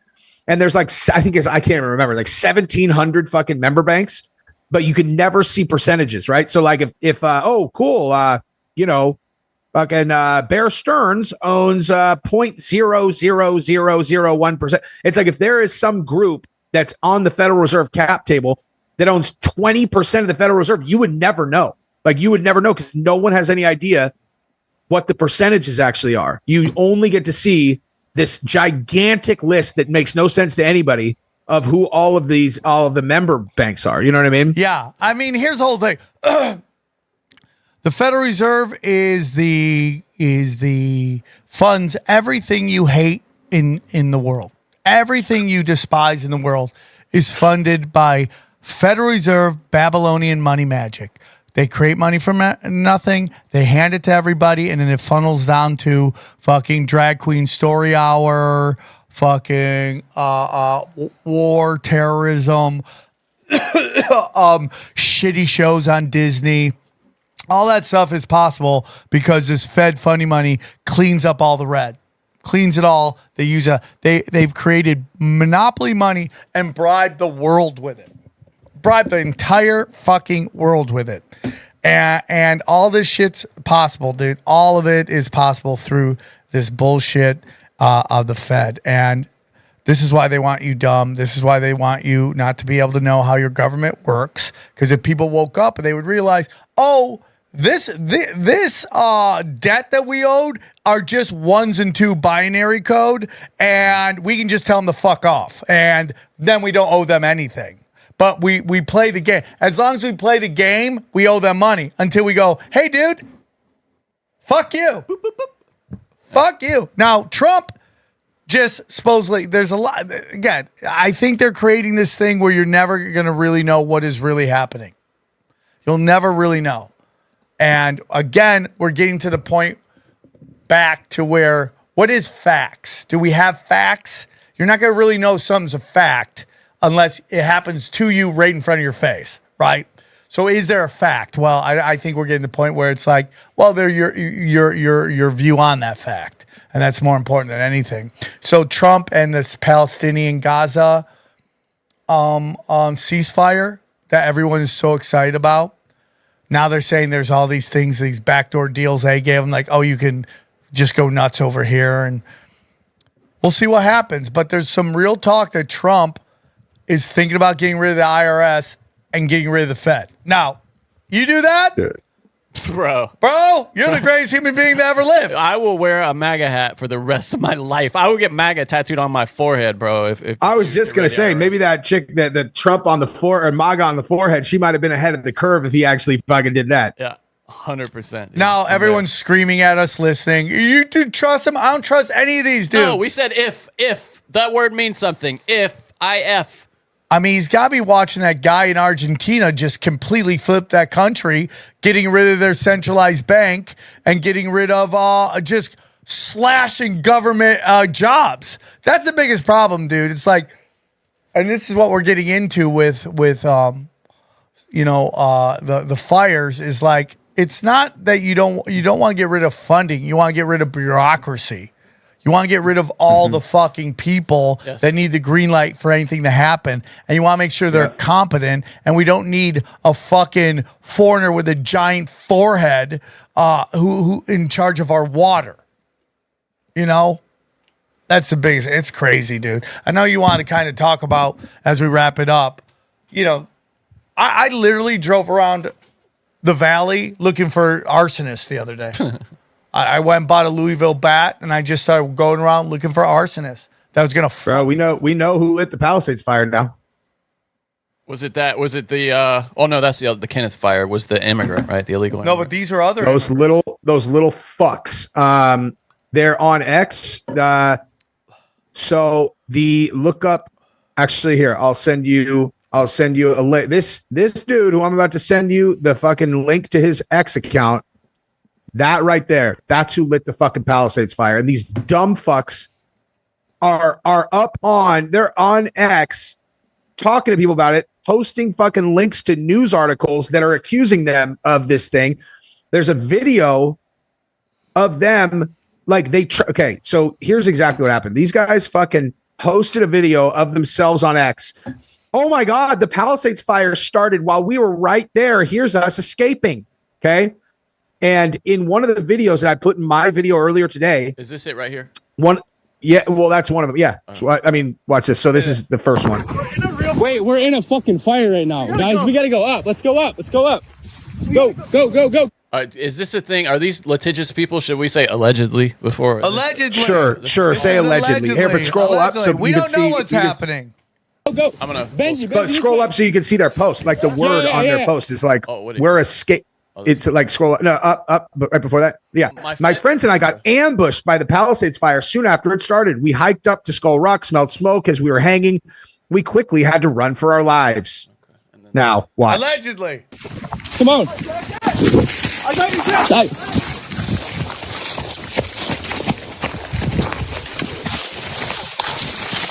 Let me ask you something. Yep. If you're running for your life, why are you filming? Excellent question. There's way more damning stuff than that, too. God, look at how dry all that shit was. I know. That's exactly what I said when I was doing my video on this. I was like, man, you could just see this thing was a fucking tinderbox, dude. So here's exactly what happened is there was a fire in the exact same place on New Year's Day, which means and the place that they were at on Skull Rock is where like a lot of people go there. They smoke and they drink. Like it's Loserville, you know, for like, you can tell what he got in his hand is a little boombox thing right here. That's what that is. So they were up there smoking and listening to music, probably.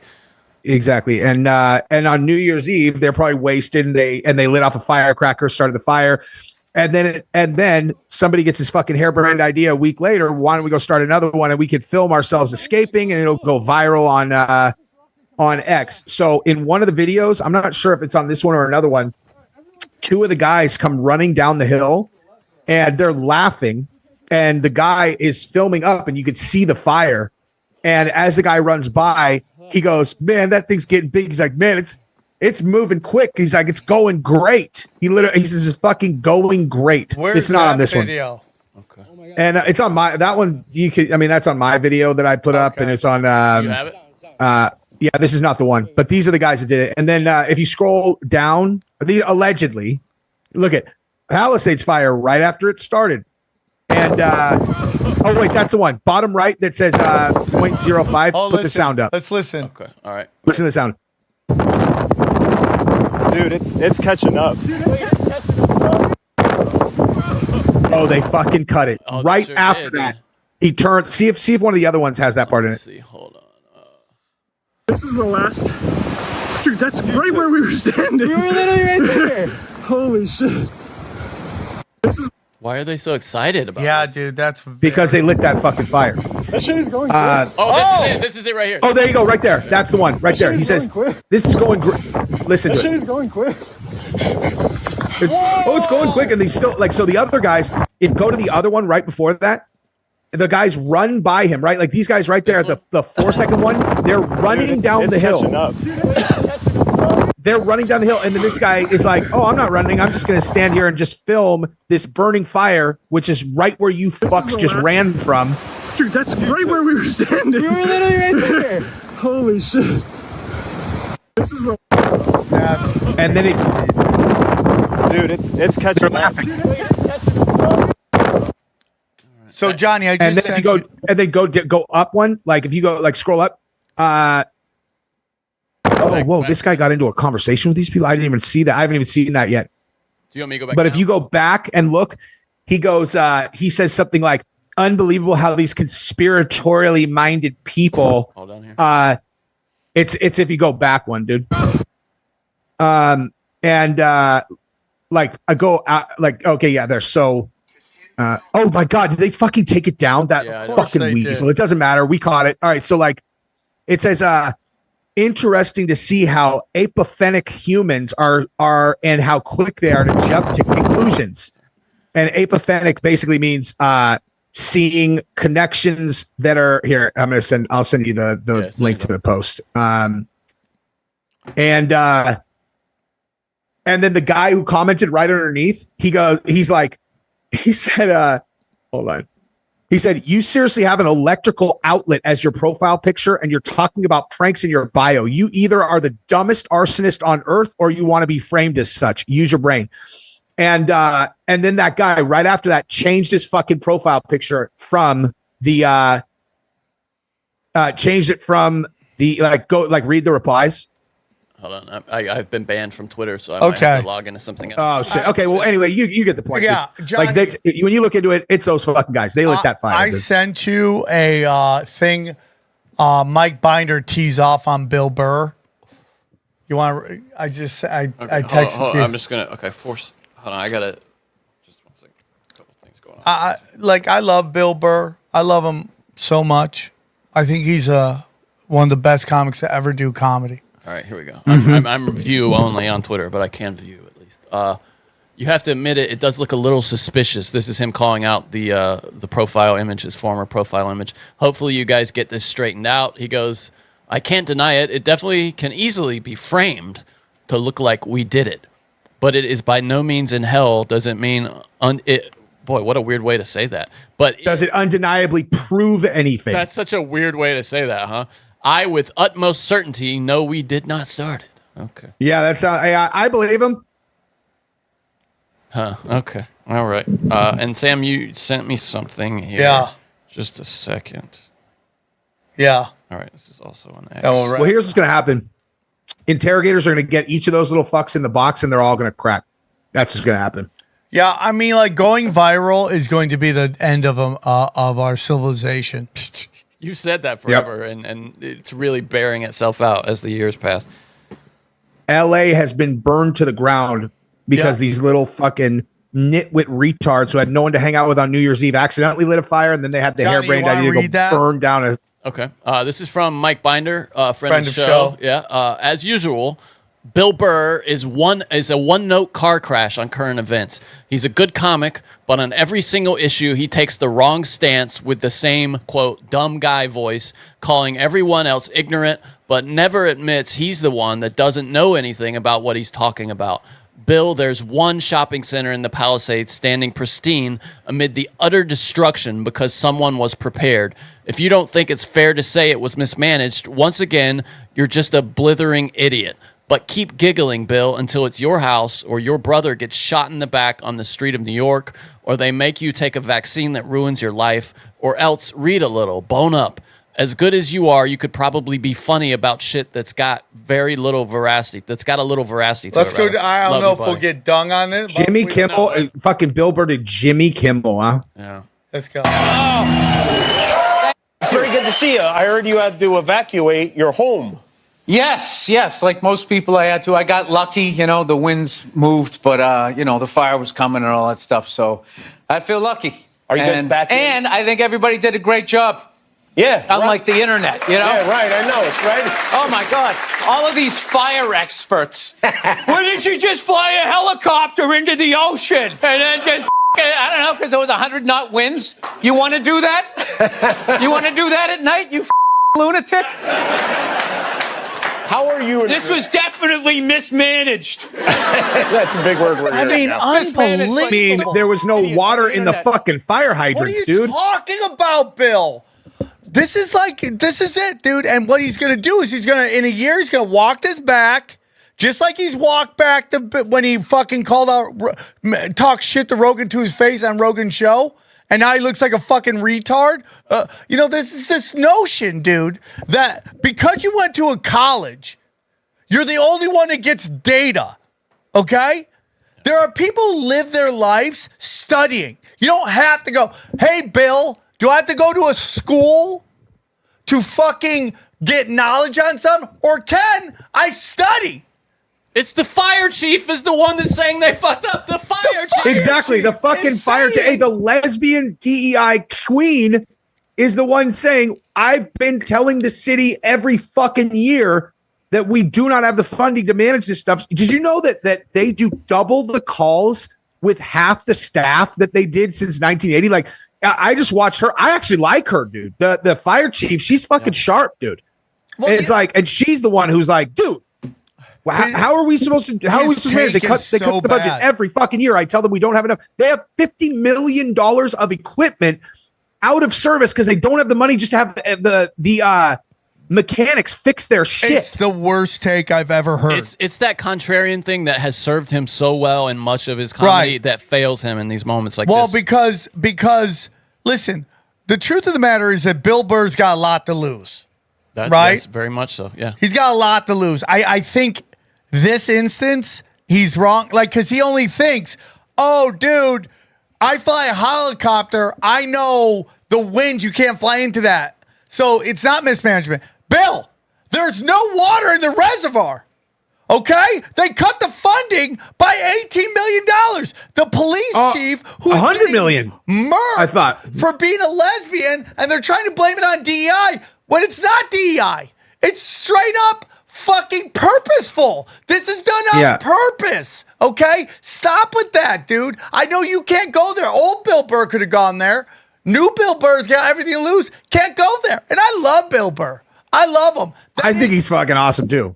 But there's no water in the fucking fire hydrants. There's no conversation here. And we're talking about the Santa Ynez Reservoir, which was empty for maintenance, and it went down about the same time State Farm, just a little bit after State Farm cut all those policies because of how dangerous that situation was. And I guarantee you State Farm knew who had smart meters. Of course. Yeah. And they're okay, we're pulling that. We're pulling that. Hey, man. Johnny and I get in a discussion about trees not burning. Well, Sam thinks it's suspicious that healthy trees full of water, don't burn. That to me is the least of the evidence. Okay, that's fine. Funny business. We can have a discussion on that. But it seems to be these smart meters just annihilate the building and nothing else. That's what it seems to me. So if you go, Sam, what caused this?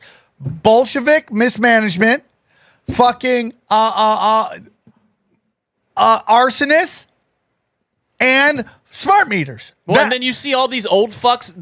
It seems like the same story, but it's not. There's several different stories of these old fucks who just stayed behind and watered down their houses, and just took the minimal, very amateurish measures, but common sense measures to water down the house while all these there's this one wonderful video of Bill this millennial Burr's guy trying to get this old man away from his house, and the guy's like, fuck off, I'm trying to work here.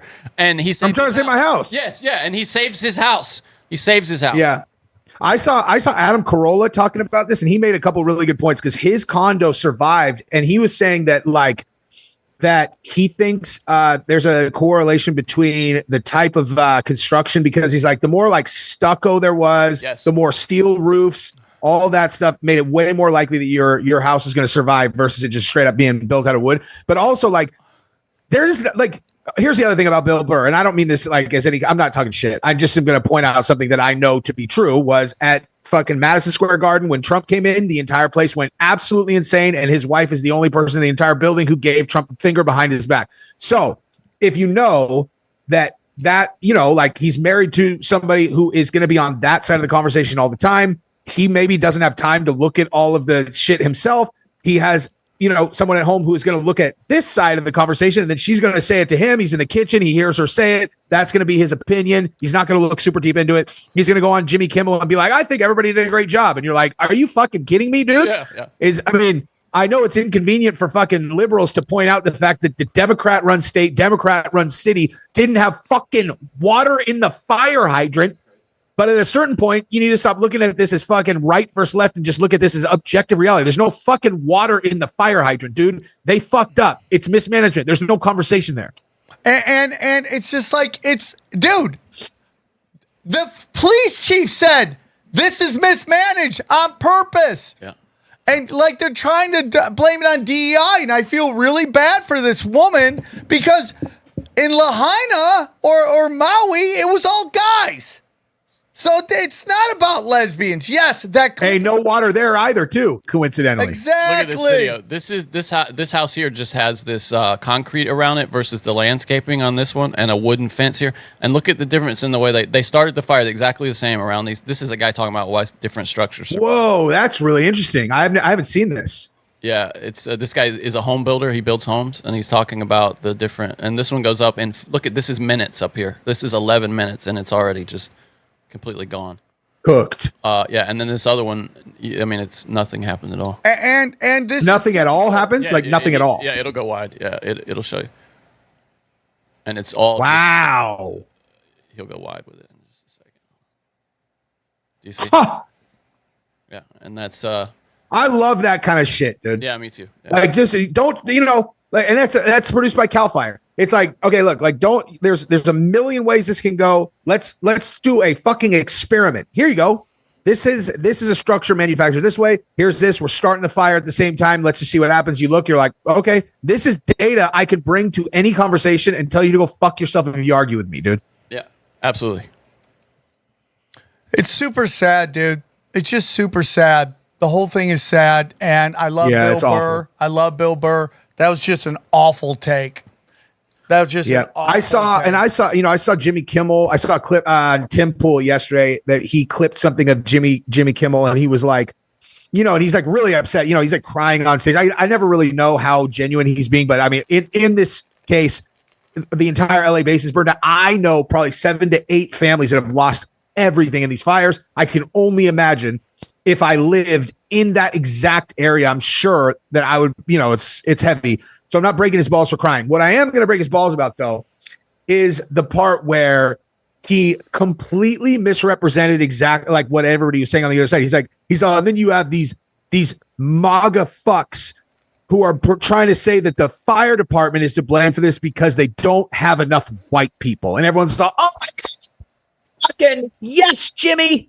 Yes. And I'm like, no one's saying that, you stupid fuck. Yeah. Like, that's not what anyone's saying at all. It's so dumb. And this is the problem we have is that when you keep voting against hate, you get actual real world problems, crime, homelessness, drugs, and fires. Now, I am saying this didn't happen because this one was a lesbian. That clip of that black chick going, yeah, if you need me to carry you out, you're in a bad place. That we talked about this on Broken Sim. It's rage porn. Yeah, it's rage bait. Yeah. That is probably the best thing of the interview. That's why I made it. They're like, we got nothing. This is the best we got. Everything else is, she should have been fired. You should have been fired. Yeah. Hey, you know what her role was, right? You know who what the person, like that girl's, I don't even know. Is that a guy or a girl? That's a girl who lives like a guy. It's a they for sure. So you know what their like official title was, right? Like vice chief or something like that. What was it? Chief. I'm pretty sure it's vice chief diversity officer. I'm pretty sure. Yeah.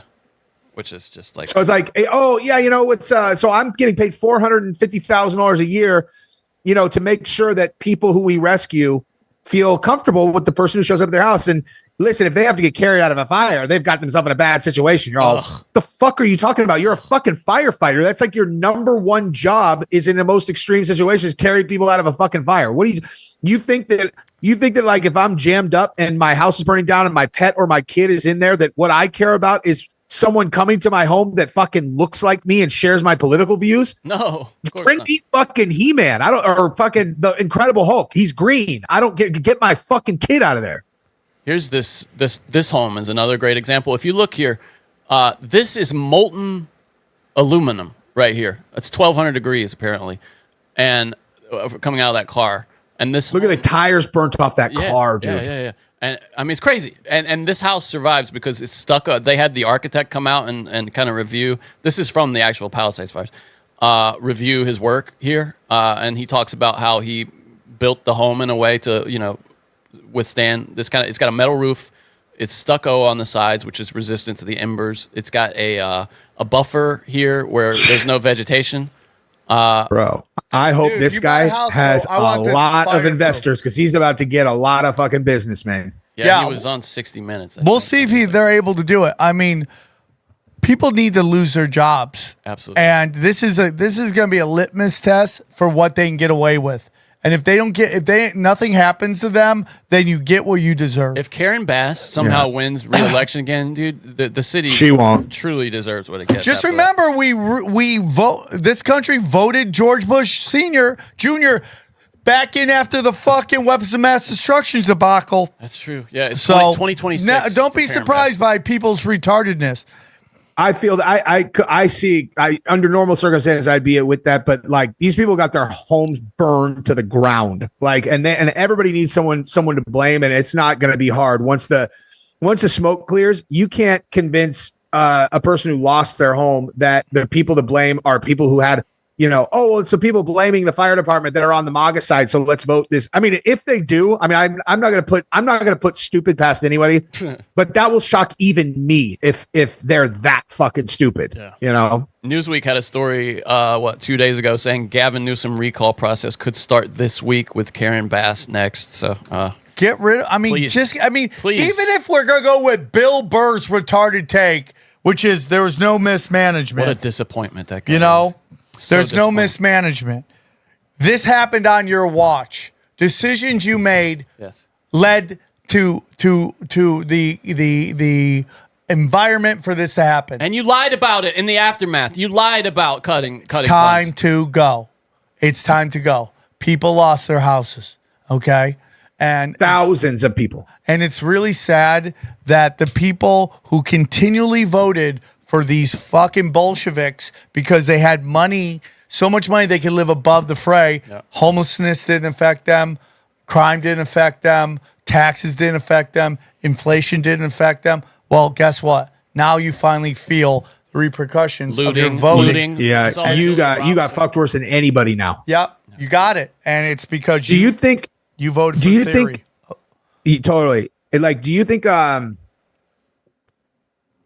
what's the right way to put this, man? Like, do you think that this could lead to an overall shift in California politics to where you might actually see the Democrats in trouble of potentially losing a governor's race at some point in the near future? Or because this is unless I might be in a bubble. That's kind of the point that I was making. I was trying to ask 8 different things at once in this question, but this is where I'm actually going with this. Is I know that people are going to take the opportunity to fucking hit the other side in the mouth. Right, they're going to talk about DEI because we hate DEI. DEI is destructive. There's no question about that. DEI is a destructive force that leads to terrible outcomes. Did it have any effect on this particular situation?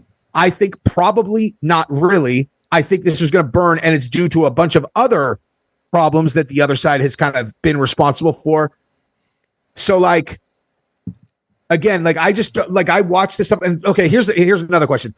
Did Newsom rerouting that water to save the smelt fish or whatever, did that actually lead to the lack of water in the hydrants? I know it leads to problems, with the farming and stuff, but is that why there was a lack of water because of that actual decision? Or are we just using that to fuck a guy that we hate because, we are? Is there a direct one-to-one with him rerouting that water and this? That fish isn't even important to that environment. It's not important to anything or anyone. Yeah, dude, he's already talking about fucking rezoning and dude, he's doing. Oh no, that's not. Gabrielle told me that last night, and then we looked it up. That part's not true. Because I was like, no fucking way. Then I looked at it. It's not true. He literally does a video where he is talking about No, I think he's talking about not letting them do that, though. What happened in Lahaina is actually he's saying we're ahead of that, and we're not going to let them do that. He's not saying we're moving ahead with that. No, he's saying we're ahead of that. It's what he's saying it badly, but I watched the full video, and I think he's saying we've heard from Lahaina that there have been prospectors coming in trying to take advantage of the situation, and he's suggesting we're not letting them do that. Okay, well, I hope he's right. Well, I mean, what's he going to do? Believe me, defending Gavin Newsom felt like poison coming out of my mouth, but in that one case, I think. Isn't that how you understood it also? That's how I understood it, right? Yeah. Now, the thing... Nonetheless, fuck him. Yeah, but, absolutely. Fuck that guy forever. It's interesting, though, because he's finding new ways to lie about this. Because it is true that they do spend more money on fire than when he took office years and years and years ago. And so he's saying in that sense, yes, we didn't make cuts, but they made huge cuts last year. And he's just lying. He continues to lie about that. God, I hope to answer your question, do I think it will change? I think the people who have been directly affected and maybe their family will vote differently. Is that enough to change things? You know, when you bring in Northern California into play, probably not. No, I think locally, how long can someone remain governor? Jerry Brown was governor here for fucking ever, dude. Let me see. I'm not totally sure about that, but think about Jerry Brown was governor in the 70s and then came back in the 2000s and was governor. California. I'm looking it up right now. Governor, California. The governor is elected by people. You can serve a second 4-year term. And then I think they can be non-consecutive, possibly. Let's see what ChatGPT says. Huh. So it's eight years regardless. Seems like Gavin Newsom's been the fucking governor for 100 years. It really does. It's too long. It's because every administration is a continuation of the last in California. The governor of California serves a 4-year term, we knew that, and is limited to 2 terms for a total of 8 years. The term is set by the California Constitution and applies regardless.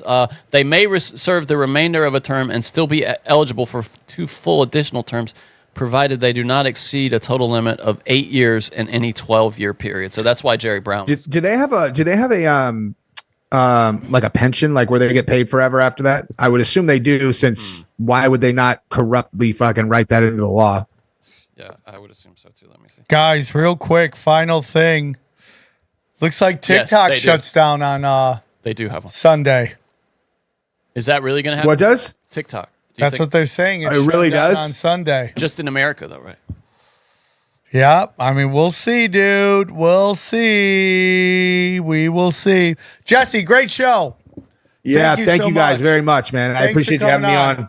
We appreciate it. I know I talked a lot, so I'm sorry about that. One more time, buddy. Tell them where they can find you.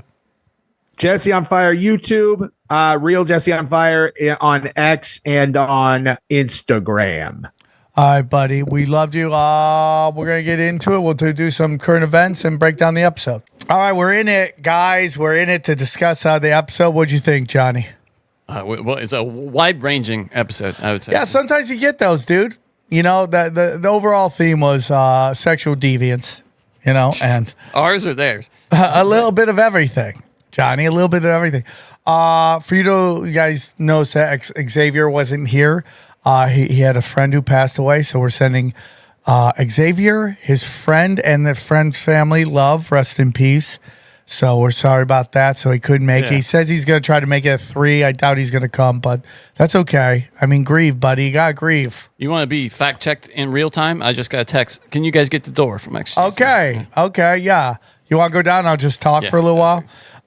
So Jesse's great. I do love Jesse. It was a great topic.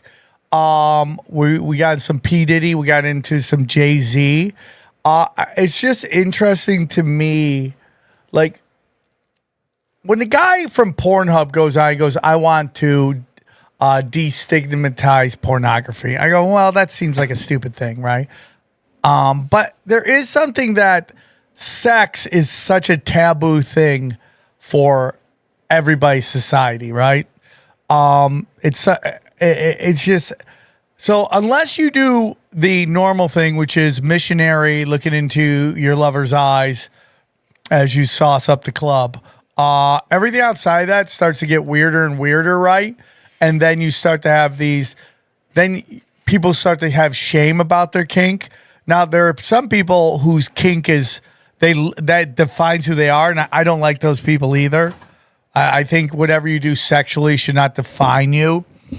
What state was it? There was a state that was, I think it was Oregon. Was it Oregon that wants to decriminalize sex work? And if you can regulate it, if you can really, if not just decriminalize, but you regulate it, there's something to that. Now, obviously, I'm somebody who is dealing with his sex addiction. You guys know that. I might not have the most normal view on it. I might not be able to, you might not see it the way I do, but there's God's laws, which is spiritually, and then there's man's law, or human law, which is about man law, don't you? Man law, right?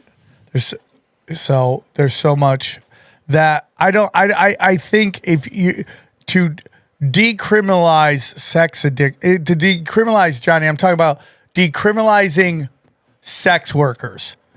Like I forget the state that they want to decriminalize sex working. And part of me is like, it's going on. You're not going to stop it. Who's getting hurt? Like, don't just decriminalize, regulate it. Well, what did they do in Nevada? It seems to work okay there, right? It's only in the county, right? It's like in the county. Where Vegas is, Clark County, it's illegal. But elsewhere. But the rest of the state it's legal. Why couldn't they do it in Vegas? Well, because you can probably make money off of arresting people. Oh, it's just corruption. Yeah, 100%. It's always corruption. That's it. So to me, you can't do what you did with drugs, right? Which is decriminalize drugs and then just let people go crazy or supply them with drugs. Like, that's not good either. But sex work to me is it's going to happen. It's the oldest profession in the book. What you should do is regulate it. Yeah, sure. I mean, make it like any other business. Why not? I mean, because if the women can set their own rates, they can afford to hire security. That's what a lot of them do. Yeah, anyway. but there's always like getting testing done and yes, yeah. And being able. To me, regulation is never the answer to anything. But I get what you're saying. I'm with you too. But like, how do you? There's a lot going on with that. The danger of it. Okay. Yeah. And both for the prostitute and the John. Safe place to do it. Right. Private place to do it. Somewhere where you could regulate, where like their name, they know your name. But that's what the review websites are for, right? Don't they have like? Yeah, that's so funny. We haven't done that on YouTube. We should go do that sometime on Broken Sim. Yeah. Just read Hooker. What's it called? Hooker Yelps. Yeah. It's great. Yeah. So it's interesting, dude. It's just sex, a way to control people through sex. That's what that whole rant is about. It's like, yeah, it's going to get into, Sodom and Gomorrah. I mean, I just don't know how you control that shit. Right? Control what? I understand what you're saying. Control it. Like I'm a spiritual man. I'm trying to be a holy roller, okay? Be one with the Lord. All right? But when you let chaos happen everywhere, it starts to be, everything becomes low vibrational, everything spins and decays, right?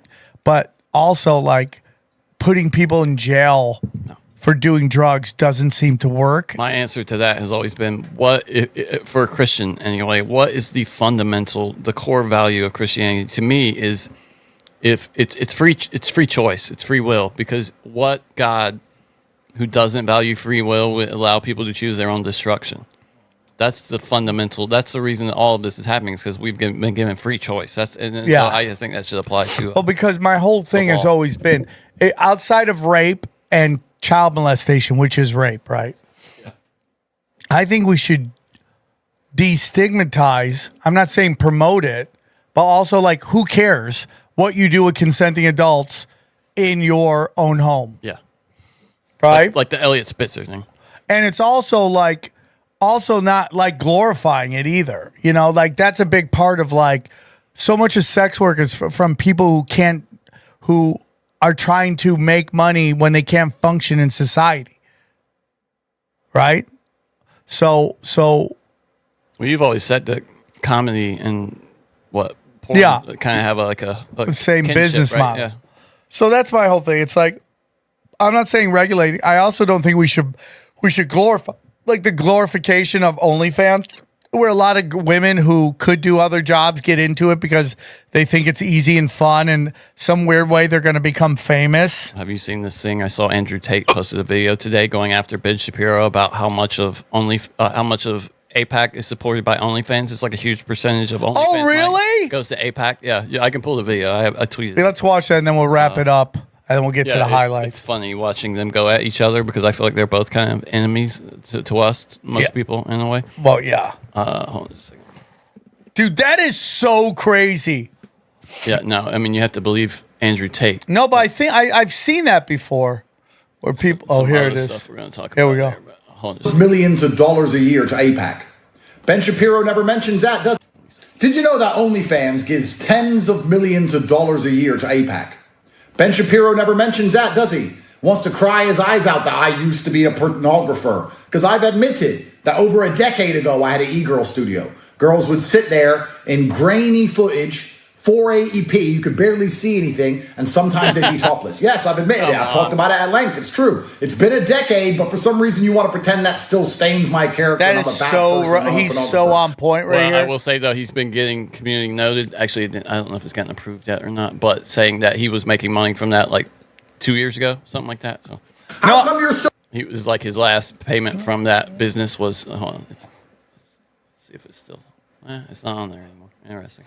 But he is totally right, though, for Ben Shapiro. Absolutely. To be like calling out anybody about pornography. Yes. When APAC makes so much money off of porn. Yes. And how incredibly Jewish pornography is. It's like very funny to me. Yeah, at the top. It's not, it's not a lot of Jews taking it up the ass. Dude, Johnny, one of the number one series of all time, Jews Love Black Dick. That's a big series. Is that a real thing? Look it up. Look it up. I'm not looking. I don't want that. Johnny, look it up. What are we gonna? We can't show it. You really want me to look that up? Yeah, look it up. Why can't we show it? What are we gonna get in trouble on? Oh yeah, I guess. I mean, I don't know. There's some kids that like this shit. It's called Jews Love Black Cock. Okay. Well, I tried to clean it up. I tried to make it more Christian. Anyways, guys, if you want to see me live, go to samtriple.com. This is so funny. I gotta show. I'm not gonna show this on the feed, but I'm just gonna show you. Look at this. Oh no, dude! Don't show actually anything happened there. Dude, you're gonna have to get that. I'm not showing any of it. Okay. It's none of it's going. Yeah, Joanna Angel. Yeah. So funny. Those just look like run-of-the-mill Jews, don't they? Well, those highly tattooed girls with nose piercings. Yeah. Those are the secular ones. Those are girls you see at Temple every week. Yeah, yeah. So, anyways, if you go to samtriple.com, you could check out the all the dates I have. I'm going to be. I can't wait to be in Yo Mama. What? Batavia. I'm going to be at the Comedy Vault, one of my favorite comedy clubs, with my good friend Andrew Rafi. We're going to be there, so go grab tickets to that. Again, guys, going to be in Columbus, Ohio, with Eddie Bravo and Xavier Guerrero on the 6th. Guys, listen, go up. So the guys, if you are thinking about coming to the show, I cannot stress enough how important it is to buy your tickets up front. Columbus, Ohio at the Funny Bone, they have a deal. They're allowed to cancel the show 2 days before the event if they don't think there's enough ticket sales. I hate that rule. That's crazy. But that's their rule. I think it does giant disservice to people who have walk-ups like we do. But if you're going to come to that show at the Columbus Funny Bone with Eddie Bravo and myself and Xavier Guerrero, go grab your tickets right now. Pottstown's the next day. Pottstown, PA. Soul Joel's. We love that place. Hopefully the Angry Farmers will show up and love us. And then we're going to be in Morristown, New Jersey. And then we're going to be, and then at the end of the month of February, I am at Phoenix, Arizona, in one of my favorite comedy clubs, the House of Comedy. Go to samtriple.com. Check out all the dates. Check out, okay, sure. We got some, here we go. Premium content. Just did some Dangerous last night, dude. Dangerous with Brad Binkley. Did that last night. Go down. So go check that out. Cash Daddies, we get back at it this week. Very excited. Whoa! Over 1,000 people there. Our goal is to get 1,000 subscribers to the thing. By the way, guys, word on the street is there is somebody out there interested in tutelage for the Making Whoopi. So we will discuss. if that actually happens. Is this a scholarship recipient? Now, Xavier and we haven't gotten. I want to talk about Broken Sim. Maybe we'll have Xavier call in. Very aggressive fan wanted to make love in front of all of. I didn't tell you that on the last Broken Sim. That's a story we got to save for when we do this next Broken Sim. I got a couple great stories for you. And that one guy wanted to make aggressive love. Also was interested in Xavier joining in on a threesome. And Xavier can't do it because he's got a girlfriend and he's got bad knees. Okay, so can't get into that. But if you go to samtripoli.com, you'll be able to check out dude, I got the artwork for Chaos Twins. I'm very excited. Very excited. Everybody's in it. We're gonna make it happen. So second issue will be coming out soon. By the way, I'm doing Tim Pool at the end of the month. So I'm very excited that we might have to change the date of some recordings here. But go down, T-shirts, grab your T-shirts, Cameos. I got to get back on Cameo. The Eskimo Brothers shirts, people love it. But I'm going to tell you guys something. If you guys have ideas for new secret shirts, we'd love those ideas. Buy gold and silver like we talked about earlier. Check it out. Great way to get, hedge your bets against inflation. Rife Technology. I don't know how much longer he's going to be going. He's coming to an end. By the way, he's sending me a bunch of amazing stuff. I've gotten 2 water ionizers, so I have 2 of them now. We might put it in the new studio we're going to be doing. We have ideas for, if you have an idea for a cool studio, we're open-minded. Aquapure Hydrogen Brown Gas. Our good friends at Harley Ray. Swarm 15, get those candles, get the crystals and sage. Chemical Free Body. I am setting up a meeting with Tim James. I will be doing tinfoil hat supplements. I could be the fattest guy with his own supplement line, but we will be doing it. Joel Staley, if you want to get in shape. EMF Rocks, if you're looking for Faraday bag to fight that dirty electricity. Prometheus, if you want a decentralized website, Prometheus is the way to go. And then finally, if Xavier was here, he would be saying really smart stuff. Thanks to our good friends at Brain Supreme. Johnny, anything else? Well, I used to say, come check me out on Twitter, but you can't do that right now. If anybody knows how to get someone's Twitter account back that doesn't cost thousands of dollars. Yeah, and don't play that game. I got rammed by somebody trying to do that. Yeah, anybody works at X, like knows somebody works at X, just could help me. Anybody talking to Elon, give Johnny Woodard back his Twitter. Please. All right, guys, enjoy these highlights. Here's a clip from the latest Broken Sim. This Canadian fire plane got downed by just a tiny little DJI drone, and the FBI is trying to find the person who was operating the drone. Look at this big hole that they say this little drone punched into this fire airplane. This is from ABC7 here in LA, or there in LA. FBI working to piece together drone that damaged Super Scooper while battling Palisades fire. You can see it put this big hole in the wing right there. I just thought that was kind of weird, right? With all the stuff with drones, it says it put a 3x6 hole in the aircraft, causing a 20 to 30 minute delay in the aerial flight. Again, this is going to get in that they're going to outlaw drones. I think so. Yeah, I'm worried because okay. So the way it is there's a weight limit. Under a certain weight class, you don't have to register. It used to be you could do whatever you wanted in drones. I had the early drones; you didn't have to register them at all. Then they made most of the drones, the bigger ones especially, you had to register with the government. And I think they're coming for the smaller ones now too, because DJI has some great tech, and the smaller ones are just as good almost as the bigger. Right. I think they're coming for them. Sam, no idea what I'm talking about. Kylie Kelsey has told off, according to Variety, podcast haters after beating Joe Rogan. She says, if you search who the F is Kylie, then you're just going to keep getting me in your timeline, she says. She's really fed up with it on her Not Gonna Lie podcast. She says she's tired of hearing about Joe Rogan. It just, everything is just oppression, and life is so hard, right? So it's just so hard, dude. Life is so hard. Wah. Wah. Last thing, so we talked about this on TFH, the Sean Ryan UAP thing. We should have watched the video before we did our live tinfoil. To be fair, yeah, we should have watched it because we realize now that they didn't quite think what we thought they were thinking on the Sean Ryan video. But the thing that was more interesting to me was, Johnny, I stand by what I said. Well, no, but we were kind of saying they weren't saying that they thought it was the guy who died, and we were saying they thought that, and they weren't saying that. It's not a big deal, but No, what I was saying is no. the But problem we I said have a with bunch of Sean other. I know what you Ryan yeah. is the presentation of the material, the information is presented as we have this outside variable coming into the country, when in reality, that if anyone studies that stuff, we all know the call is coming from inside the house. That's my problem. Yeah. We got that PE teacher looking chick going around telling people if you question 9/11 and that you support the terrorists. Wait, who are you talking about?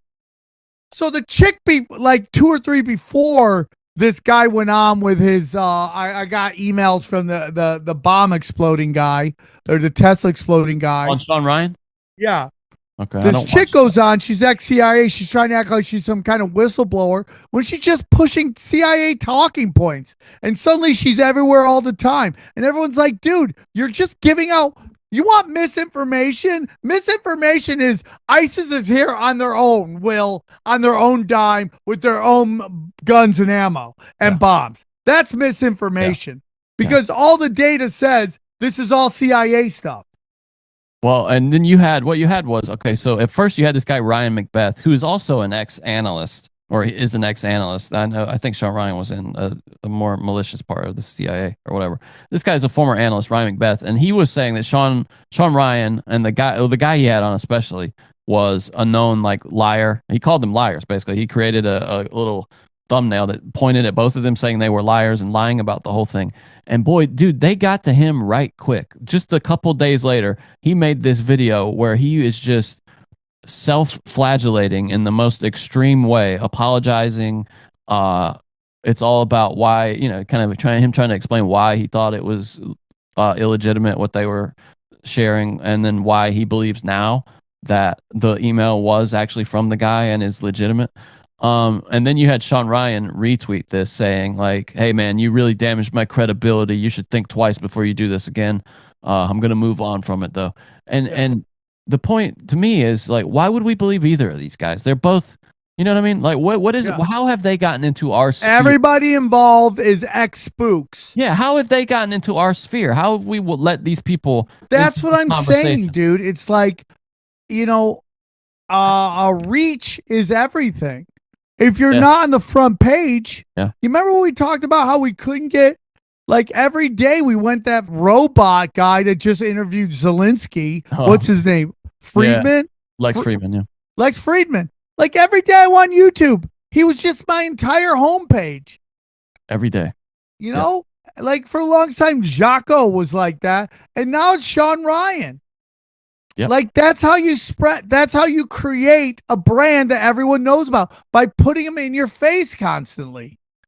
Yeah. And it's like, hey dude, I don't know you. I have nothing personally against you. I just have major problems when you put out a narrative that anybody in your sphere, meaning you're trying to act like you're a content creator creating conspiracy content or like independent news, knows is bullshit.